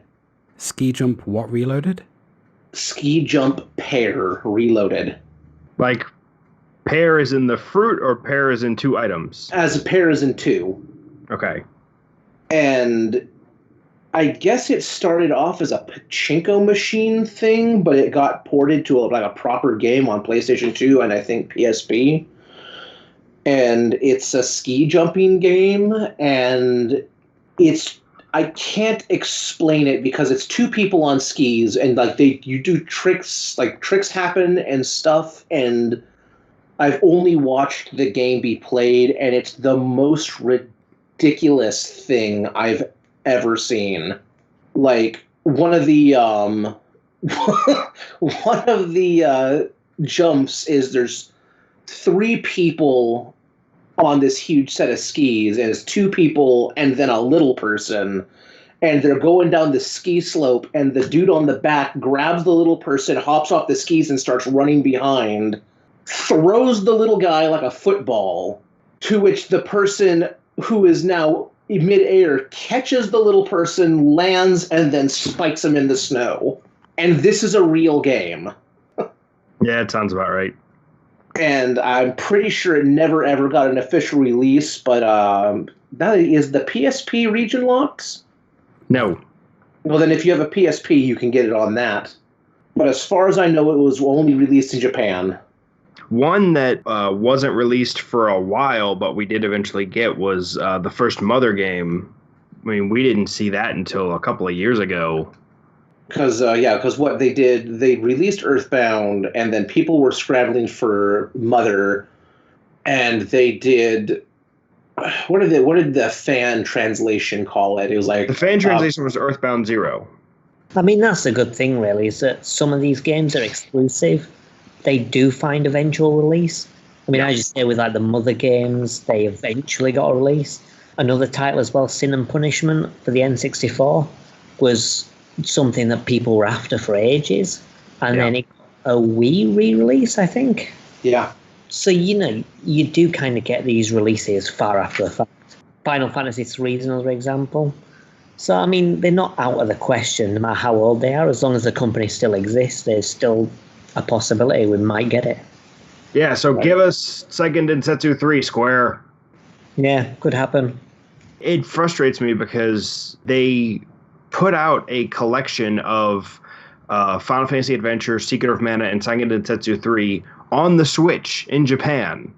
Like, that's the thing you can buy on the Switch, but we can't have it because they never translated the third one officially. Honestly, it's quite lazy. You kind of think that with the online service stuff, fine, release these Japanese games, but put in the effort to translate, give us something of value. I mean, I know not everyone like me, for example, wouldn't be interested either way, but, put in the effort occasionally, like twice a year maybe, to translate a Japanese game to release it, just as something to offer people. Well, especially because the Mana series is so good for Switch because the second and third one were so built around co-op that they're a perfect fit on the Switch because co-op is easy to jump in and out of. Right. Just work from that to translate. It wouldn't even be that hard. So it's not like we're still figuring out the language barrier here. It's like we have professionals that do this. It would be very little effort to run through, translate, and then run it by a couple checks to make sure that there's not any like messed up grammar or this guy are sick. Yeah, I am error. But well, with the Resident Evil 4 on the Switch, they couldn't even be bothered to make the subtitles work, so don't underestimate how lazy some developers are. And here's the thing, they don't even need the professionals. The fans have already translated it and said, hey, Square, use our translation. Well, I can kind of see why they wouldn't do that, because it does open them up to litigation. If the person who did this fan translation years down the line said, you're making a lot of money off of this, and I actually did this translation, they would have a case in court. So yeah, I know all the legal reasons. It's frustrating. Yeah. Well, yeah, I mean, if some guy can basically knock it together in his basement, why can't a team of professionals do it properly? Yeah, that's the other thing is, Yeah. Or, I mean, you can use the fan translation, but draw up a contract where you actually pay the person who did the translation for their work. You can pay them a menial amount. Anyway, so they could just say, okay, this is how much we'll pay you for it. But yeah, even if they went the professional translation route, the cost of a translation would surely be made back by opening it up to a completely new market. Oh, definitely. Yeah. Because you have people like Steven who were just like, oh my God, the sequel we never got. And you'd be able to charge a fair amount of money for it, and people will still probably get it anyway. Mm-hmm. And Secret of Mana has a pretty big cult following. It's not a super duper great game, in my opinion, but it's not without merit. I'm not saying it's a bad game, and there are people who absolutely love it. Yeah. I also think would just shit themselves if they got the sequel. Well, the thing is, if they got, from a marketing standpoint, doing this translation would be very little effort, and it would gain hype enough for them to, revisit the series with a sequel or a reboot or something like that. Yeah, and not only that, but they've already put it up on Switch, so they're clearly willing to sell this game. Yeah. It's not like they think it's bad and they're ashamed of it. Well, it's like going back to Getsu Fumaden. They've released it on the Wii, the Wii U, the 3DS, but the minimal translation involved isn't really worth it. So they don't see it as a bad game, but they don't want to go to the effort of actually making it available to Western audiences. It's just annoying. It's just like, what was the other one? Fire Emblem. Most of the Fire Emblem games we haven't gotten, including what I think is probably one of the better ones, Genealogy of the Holy War. They gave us one of the Japanese exclusive ones, so we might see more of them down the line, but, that's still left to be seen. Maybe, yeah. Well, I think now's probably a decent enough time to do it, because with Smash Brothers, the Fire Emblem characters are already in a lot of Nintendo users' mindsets.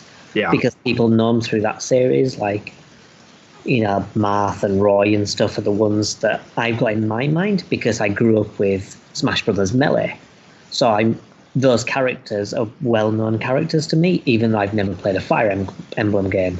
Right. So, same thing will happen with Smash Brothers Ultimate. All these Fire Emblem characters, people will know them already without even having played any games. Yeah, and I think we have Marth's game, we have Ike's game, and we have Corrin's game. We don't have Roy's game yet. Right. Classic game. Roy's the best one. From what I understand, that game was pretty good. I've got a cartridge for it. I just haven't gotten to it yet. Cool. Right, well, I think we've covered a fair bit of our thoughts on this topic. We've gone into quite a fair bit of depth as to, what we reckon about these Japanese exclusive games. Personally, I find it quite interesting to look at these Japanese exclusive titles. I know that a fair few titles I've covered on my channel have been exclusive to Japan, and they're unique, shall we say. They're very Japanese. You can tell that's where they've come from. Yeah, what's the name of the one that you're currently playing? Because I picked up a different version of that, didn't I?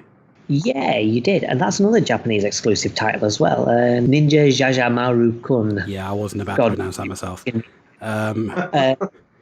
Because, you're playing the Saturn version, aren't you? But Well, it's a sort of a sequel, really. It's a Saturn version. And in the Saturn version, there are these small sections from the NES game. And the NES game is, I say NES, Famicom.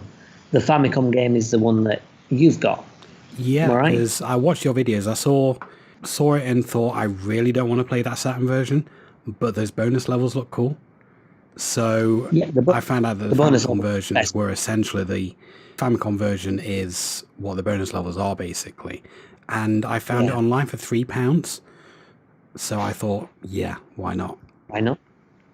Well, those bonus stages, which are the Famicom ones, they're the best part of the game. Yeah. The game itself is pretty solid, and again, I think it probably would have done reasonably well in the West. The monster designs are weird as hell, and the bosses are terrible. But the game is still pretty fun and pretty enjoyable. Although I think the Famicom version is probably better, to be honest. But I suppose that because they're so unique and a bit strange, that probably the executives over in Japan just didn't have faith that the games would be profitable enough. Yeah, but the good thing is as well, with a lot of Famicom games are super cheap.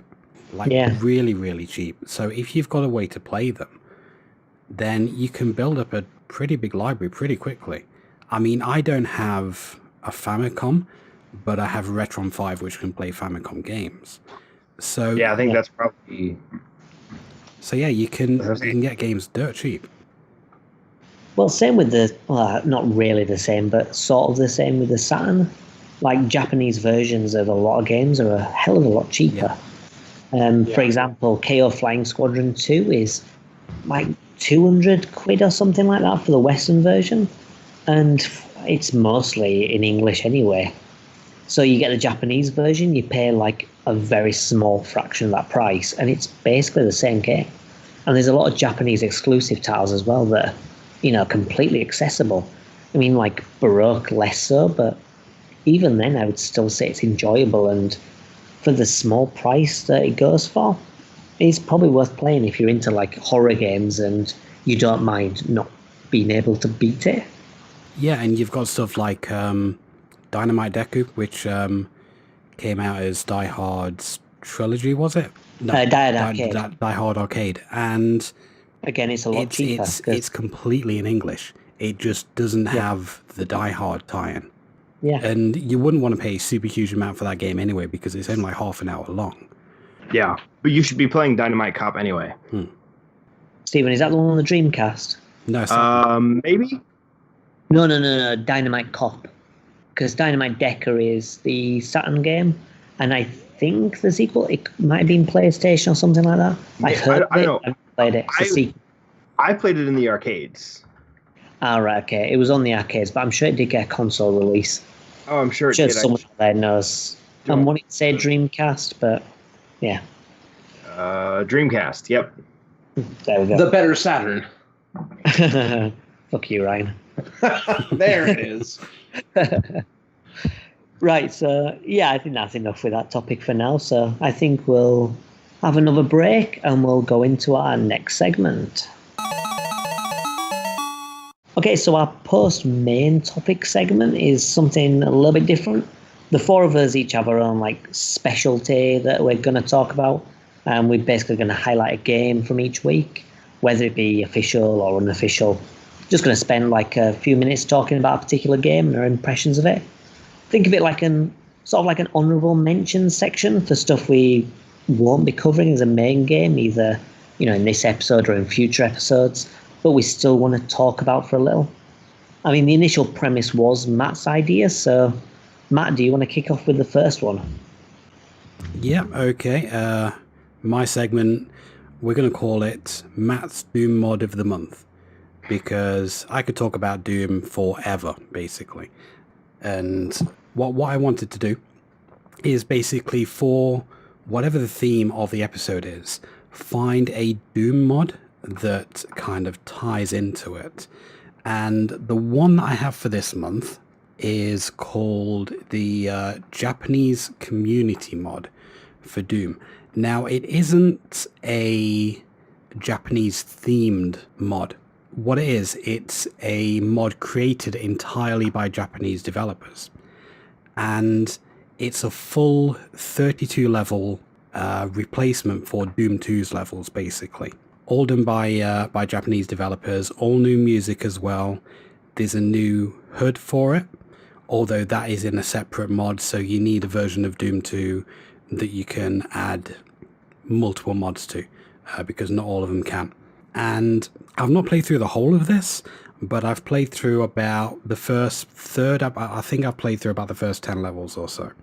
And the quality is really up there. There were one or two frustrating bits, but in general, the quality is really, really good. You've got a lot of really challenging maps, and a lot of them, even if you kind of like a bit of a Doom veteran like me, you kind of still have the challenge there of kind of like, okay, you've got these monsters here, you've got these monsters over here.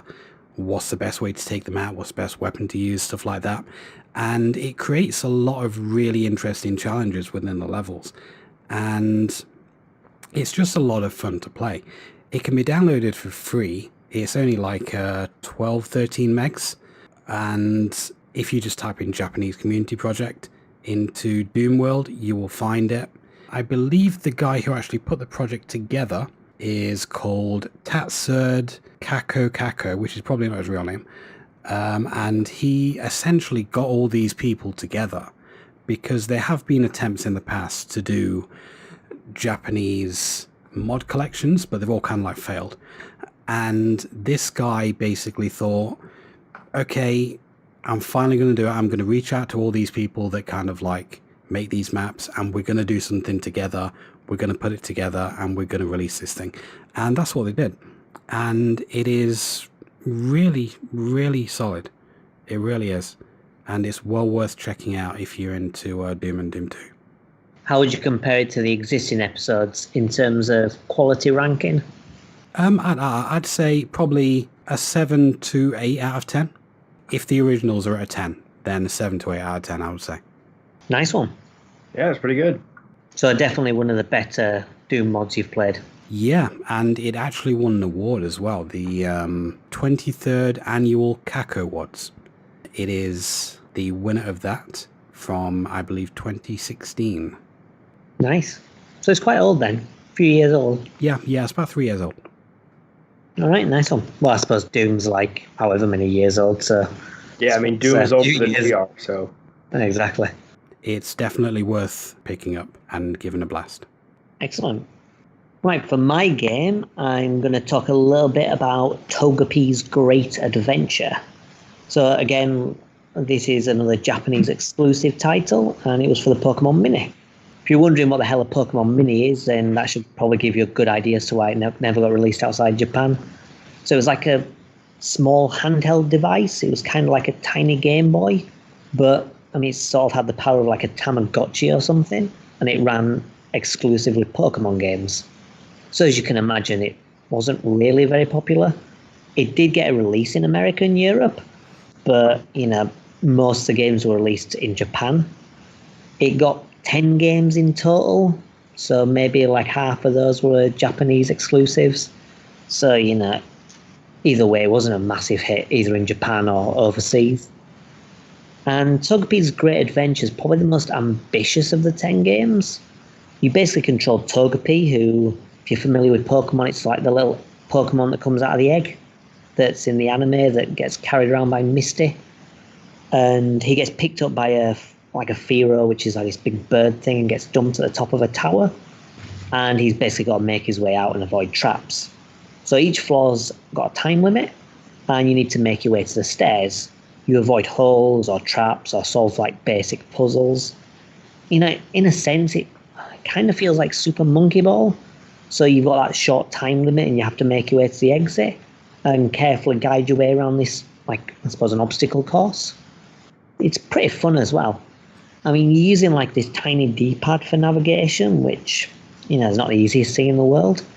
I mean, if you've played like Super Monkey Ball Jr., which was on I think it was on the Game Boy Color or the Game Boy Advance or something, then you'll probably know kind of how it feels. But it's still a good time. I mean, the big problem with the game is it's pretty rare.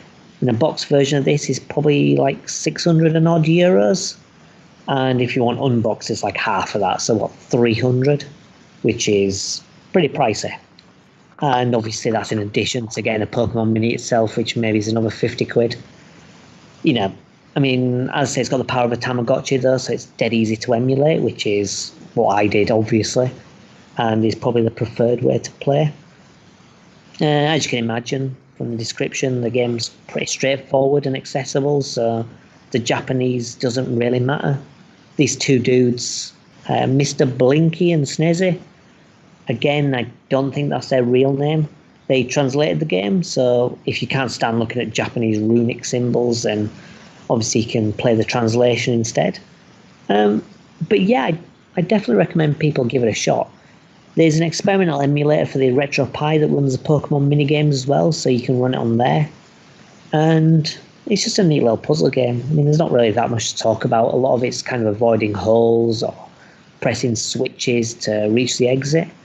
And it can be quite difficult to do in like some of the later levels, but it's quite addictive. It's definitely worth playing if you're a Pokemon fan. I mean, there's not really much to talk about for this game, but there you go. It's just something else for you to play. It's not one I've heard of. I didn't even know that existed. Yeah, I mean, like the Pokemon Mini is full of like these weird games. Like there's a racing game, a puzzle game. Yeah, and there's this one which is basically Monkey Ball but Pokemon. I'd definitely recommend, I say, getting the emulator and sticking it on your Pi or your PC or something, and just giving them a shot. because, yeah, they're neat little games. I mean, they're not fantastic, and you can tell why it was never successful, but there you go. Just don't buy it. Yeah. To be fair, like, the Pokemon Mini is not amazingly expensive, and like a lot of the games, especially the ones that were released elsewhere, aren't that expensive either. So you could probably, get the entire collection and not spend that much. I think this one is probably just the most expensive. So if you're getting everything apart from this one game, you can probably get it for a reasonable amount. Yeah. There's only 10 games in total. It's got less than the 32X, so that's how small the library is. So yeah, moving on to the next person, who's definitely going to speak about something Japanesey, I imagine. Steve. So what I'm going to talk about is actually Kingdom Hearts 2 Final Mix, which is a definitive version of the game. Kingdom Hearts 2 originally came out in 2005 in Japan, and Final Mix came out in, I want to say, 2007, but it only came out in Japan. And this is something they've done for a few games in the series, where they release the Final Mix version, which has additional bosses and updated mechanics and stuff. It's basically the definitive version of each game. And they were Japan exclusive until 2013, when they started releasing them on the HD collections for PS3 and eventually PS4. So lately I've been playing Kingdom Hearts 2 on critical mode, which was the extra difficulty added by Final Mix. And it is tough. I'm not especially good at games, so I did find it challenging, even though I'm pretty good at Kingdom Hearts. But it's well worth checking out, especially because they're so easy to get a hold of now. But yeah, for the longest time, we just didn't have it. Other things they added is, I think they added extra boss fights along the way. They added little puzzle pieces you can collect to get items. But the bosses were really the big thing. You can fight harder versions of all the main bosses in the game, and then there's extra bosses behind them. So it's a pretty comprehensive upgrade to the game that we just didn't see until 2014, I want to say. I think that's when 2.5 came out. It's hard to keep track with all the Kingdom Hearts games. So that's basically kind of like the definitive version then. So if you're only going to pick up one version of the game, you want to be picking up those 0.5 editions. Yes. What I would recommend, if someone wanted to, if someone had no experience with Kingdom Hearts and wanted to get into it, if you have a PS4, get the 1.5 and 2.5 collection and the 2.8 collection, because those two items will get you completely caught up with everything before Kingdom Hearts 3. And then you can get Kingdom Hearts 3 on PS4 as well. That is the simplest way to go about it. I mean, there's obviously some of the games were condensed into movies for those collections because they were on the DS and hard to reproduce. But, if you're just looking for, minimal effort, I want to learn about this series and play through the games, get those collections. The 1.5 and 2.5 are also on PS3, but 2.8 is PS4 exclusive. Kind of an interesting choice to make it exclusive, especially when 3 came out on Xbox. Yeah, I thought they were going to release the collections on Xbox to help Xbox players get caught up. And it's like, no, we're just going to give you 3 with no context. Take that. Not that they'd be able to follow the story anyway, from what I've heard about Kingdom Hearts. Kingdom Hearts isn't as complicated as people say. It's just a lot to remember. There's a lot of names and a lot of, concepts you have to come to grips with. And there's just a lot of it to remember. And that's where a lot of people get tripped up. So if you're coming into the series late, then it's probably going to be more difficult than if you started with the original and gradually build it over time. Actually, not even. I actually didn't play these games at all until 2012. No, it was early 2013, before the HD collections came out. But I didn't start until then, and I was just fine with it. It's just you have to play the games in order, and you have to play them in one of a number of sequences that works, because there are a couple of games you can move around, but you have to play all of the games, and a lot of people missed certain ones because they were on things like the Game Boy Advance or the DS, and they got all confused, and it's like, well, but you didn't play, you completely missed out on some games. So that's where some of the problems came in, was people missed games or played them out of order or whatever. It's a shame. Nice one. Ryan, do you have anything to share? Yeah, I think what I'm going to do for this is I'm going to basically talk about some of the more obscure consoles for maybe the people who are just sort of not necessarily into collecting. If you're into collecting obscure consoles, you probably know about all of them. But maybe if you're into collecting consoles and there's stuff you haven't heard about, just do a quick little chat about it, and even maybe some of these consoles some of you might not even heard of. And since we're doing exclusive to Japan, I think I'll start off with something a little bit light and Japan exclusive, and that would be the Game Boy Light. It was released only in Japan for like about a year. It was released in 1998, I believe. It was a modified Game Boy Pocket that was completely and very nicely backlit. And it came out right before the Game Boy Color, so it didn't really go anywhere. But it was interesting because it was not the first backlit handheld. Obviously, the Game Gear was backlit, and that's where all your batteries went. By the way, was a fluorescent lamp behind the screen, just sucking them dry.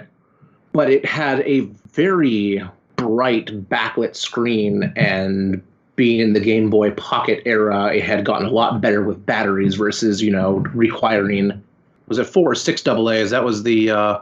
Game Gear was 6 AA's, and you had to change them like every half hour. Like 3 to 4 hours, absolute max. And then the Game Boy had no backlight, and you got about, 10 hours, but it was 4 AA's. The Pocket was much better on batteries. Yeah. But yeah, we had the light that was backlit, and you can still buy them. They're kind of expensive for a Game Boy. You're looking starting out at around $150.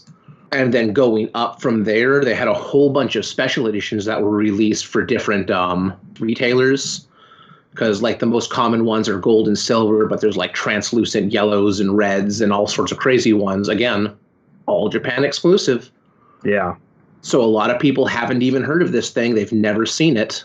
And you can go and mod your Game Boys now. They have all sorts of backlighting kits, so it's not super special because some of these backlight kits aren't even that difficult to install. But a lot of these kits are DIYs as long as you have your basic tools to crack the case. Right. But if you're a collector or you don't want to change the value of an older console by modifying it, these are available. And being a Game Boy Pocket body, essentially, they're super slick and nice and compact. They look really clean. It's one of those things that I wish we had gotten because it's a great idea and it seemed to have worked pretty well in execution. Oh, it worked great in execution, but it was stupid that we got the Game Boy Color. Well, it wasn't stupid that we got the Game Boy Color. Yeah, the Game Boy Color was amazing. It was stupid that we had to wait for the Game Boy Color, and the Game Boy Advance before we got the SP with the backlight. Yeah. We had to wait a long time for them to reintroduce this. Because as someone who, tried to play his Game Boy games without light, it don't work that well. It doesn't work that well. I remember sitting in the back of a car. I don't remember where we were driving, but I'm sitting in the back of the car with my Game Boy, with my Game Boy Color, and I'm angling it out the window so every time we, get near a street lamp, yep, I'm able to unpause it and play for, 12 seconds and pause it again, and then quickly pause it and play a little bit more and pause it. Yep. Yeah, it was the same with the Game Gear, really. It was a little bit better because you had that light and the colour, but still, in the car, it was kind of getting glimpses of light where you could actually see what the hell was going on. And then other times it's like, okay, I'm not going to be able to play anything. Yeah, there's a reason the worm light sold so well. At one point, I had a little tiny flashlight that I could just hold between my teeth and I could play in the dark. Yeah. Modern problems call for modern solutions, so. Definitely. I'm looking at picking up one of these eventually to round out my Game Boy collection. Yeah, I've got a friend who has every Nintendo handheld ever released except this one. So I'm sure he'll get his hands on this eventually. Yeah, and it's because they weren't made for very long, so they're getting more and more expensive. Yeah. And again, they wear down. People used them. They were a Game Boy, so they wear down and wear out just like anything else. Yeah. Basically, the thing is if you're going to get one, now is the best time because they're not ever going to get cheaper. Yeah. Yeah. Nice one. Okay, so that's nicely rounded up our little specialist subjects, I think. Thanks a lot for that, guys. So we'll take a final break and we'll go into something a little bit special for this episode. See you soon. Okay, so for the final part, and it's just for this episode, we're not going to do it every time. We're going to have like a little quiz, just a fun thing to finish things off on. And I'm sure that you guys and gals at home can participate as well. So the topic this month was Japanese games. So what I've done for this quiz is I've handpicked 10 Japanese names from, I'd say, popular retro titles, but known retro titles is probably going to be a more apt description. And you just need to tell me what the name was over in the West. All clear? Okay. Yep. Yeah, pretty straightforward. Obviously, they're a bit up and down in terms of difficulty. Some will be easier than others. But I'm sure that with regards to the actual Western game, you've probably heard of more or less all of them, I would hope. Right, so let's kick things off. The first one, the name is Akumajo Dracula. Mats, we'll start with you. Any ideas what this game could be in the West? It'll be one of the Castlevania games. I'm not entirely sure which one. I need a specific one. Akumajo Dracula. I'm going to go with Kid Dracula. Okay. Ryan, any guesses? I was only going to get as close as Castlevania. So do you want to just guess a game? Just Castlevania or a specific one? I'll just shot in the dark Castlevania 3. Okay. Steve? I'm going to say Kid Dracula with a little more confidence than Matt did. Okay. Well, it's actually the original Castlevania. Ah. So, no points, unfortunately. So, yeah, I mean, you've got things like Akumajo Dracula X, Akumajo Dracula Nocturne in the Moonlight, or whatever it is, for Symphony of the Night. So you've got variations, but Akumajo Dracula is effectively Dracula's Castle, which is the name of the series. Okay. So this one, I mean, it should be easy to guess the series, but guessing the game could be a bit more difficult. So the next game is The Legend of Zelda Triforce of the Gods. Ryan, any clues? Legend of Zelda Triforce of the Gods. Is that Link to the Past? Okay. Steve, what do you think? That is Link to the Past. Matt? Well, I wouldn't have known. I would have guessed Zelda 2. But I'm sure that Stephen and Ryan are right.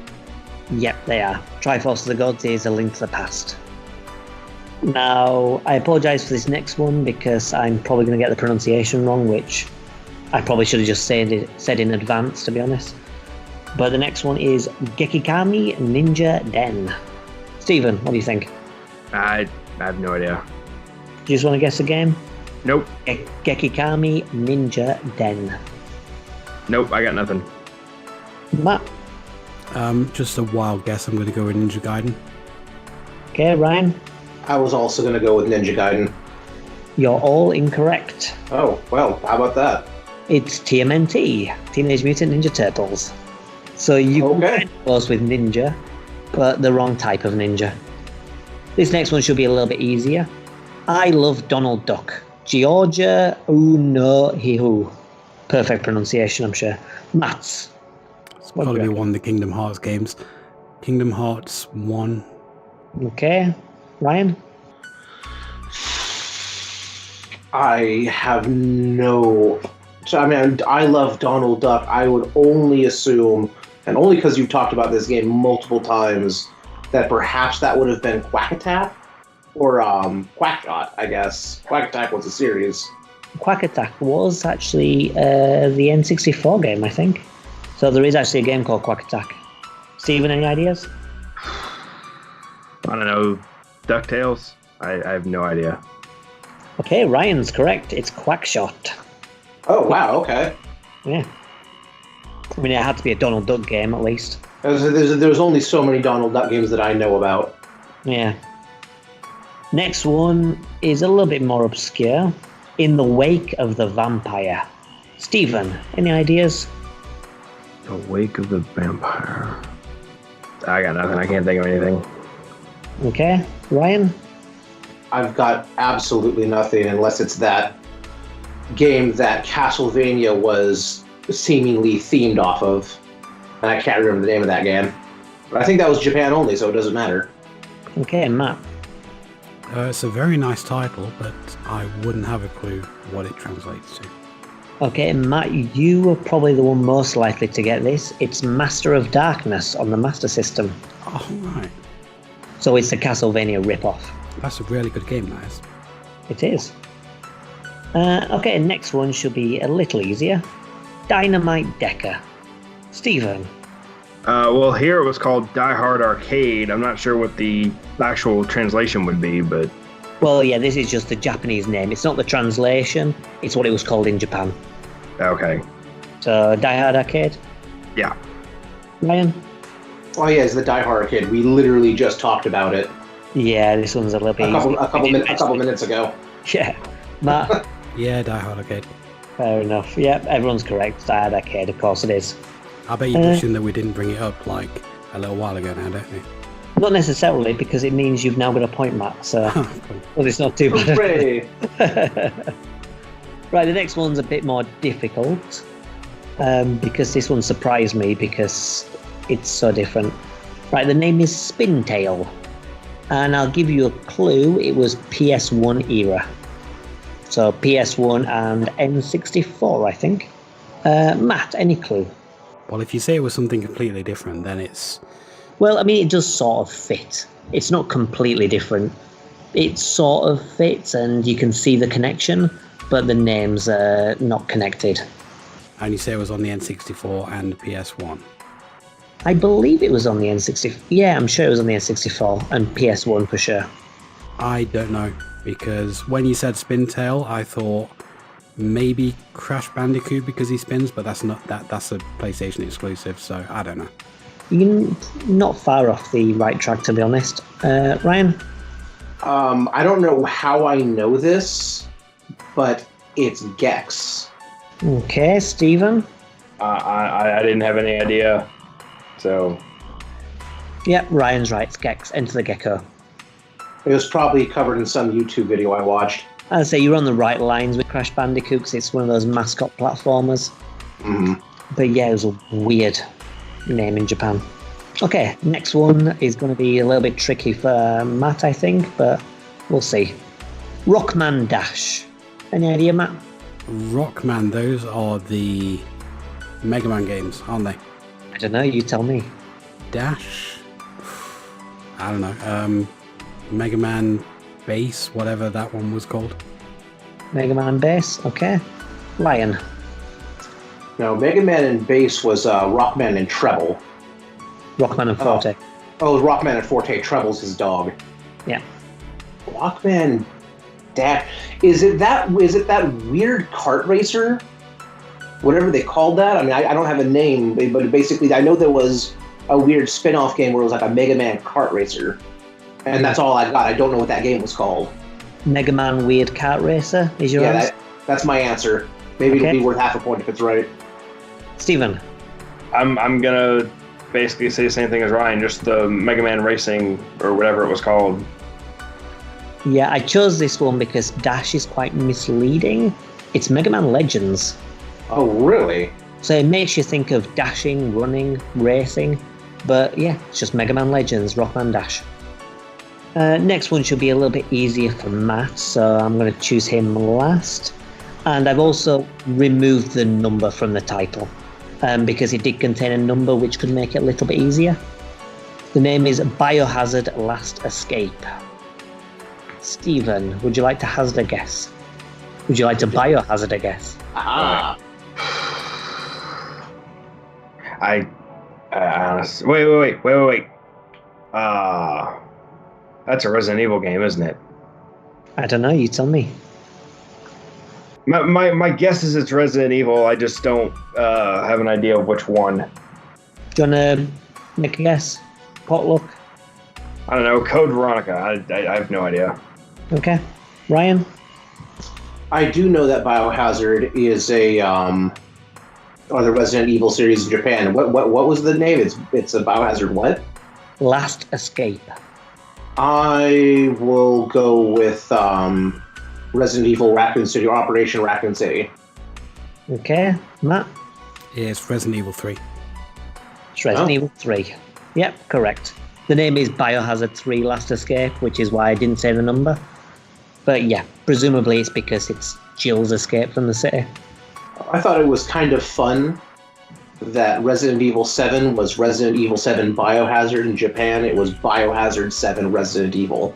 Yeah, and the only reason I was even close to knowing was because of Resident Evil 7. Yeah. Yeah, there you go.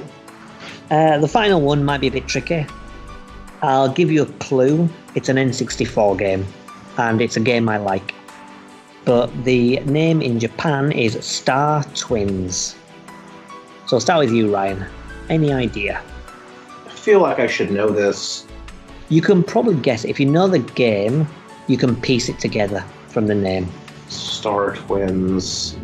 No, I got nothing. Okay. Oh, no, wait. Is it Jetpack Gemini? Jetpack Gemini is your answer? I think so. I thought that was the N64. Okay. Steve?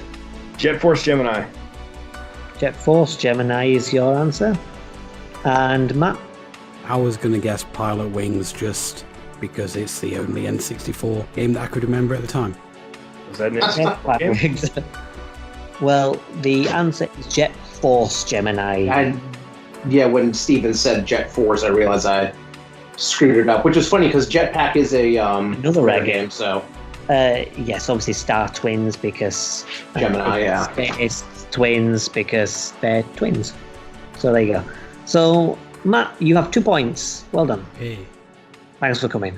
Steve, 3 points, and Ryan is the winner with 4 points. Good work.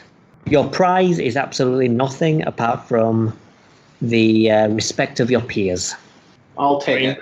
Congratulations. He wins every single one of these except the ones he runs. No, I lost one of them.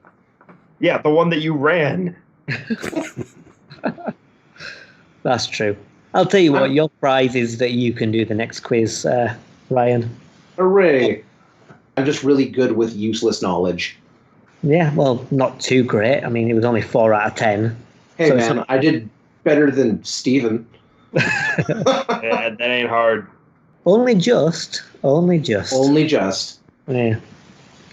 Right, well, with that out of the way, that's ended our episode on Japanese exclusive titles. I hope you've enjoyed the new format. It's probably going to be a bit rough around the edges for these first couple of episodes while we get into the swing of things, but hopefully it'll work out a lot better in the long run. Well, hope you've enjoyed it, and all that's left to do is say goodbye. Bye, everyone. Bye. Goodbye. Bye.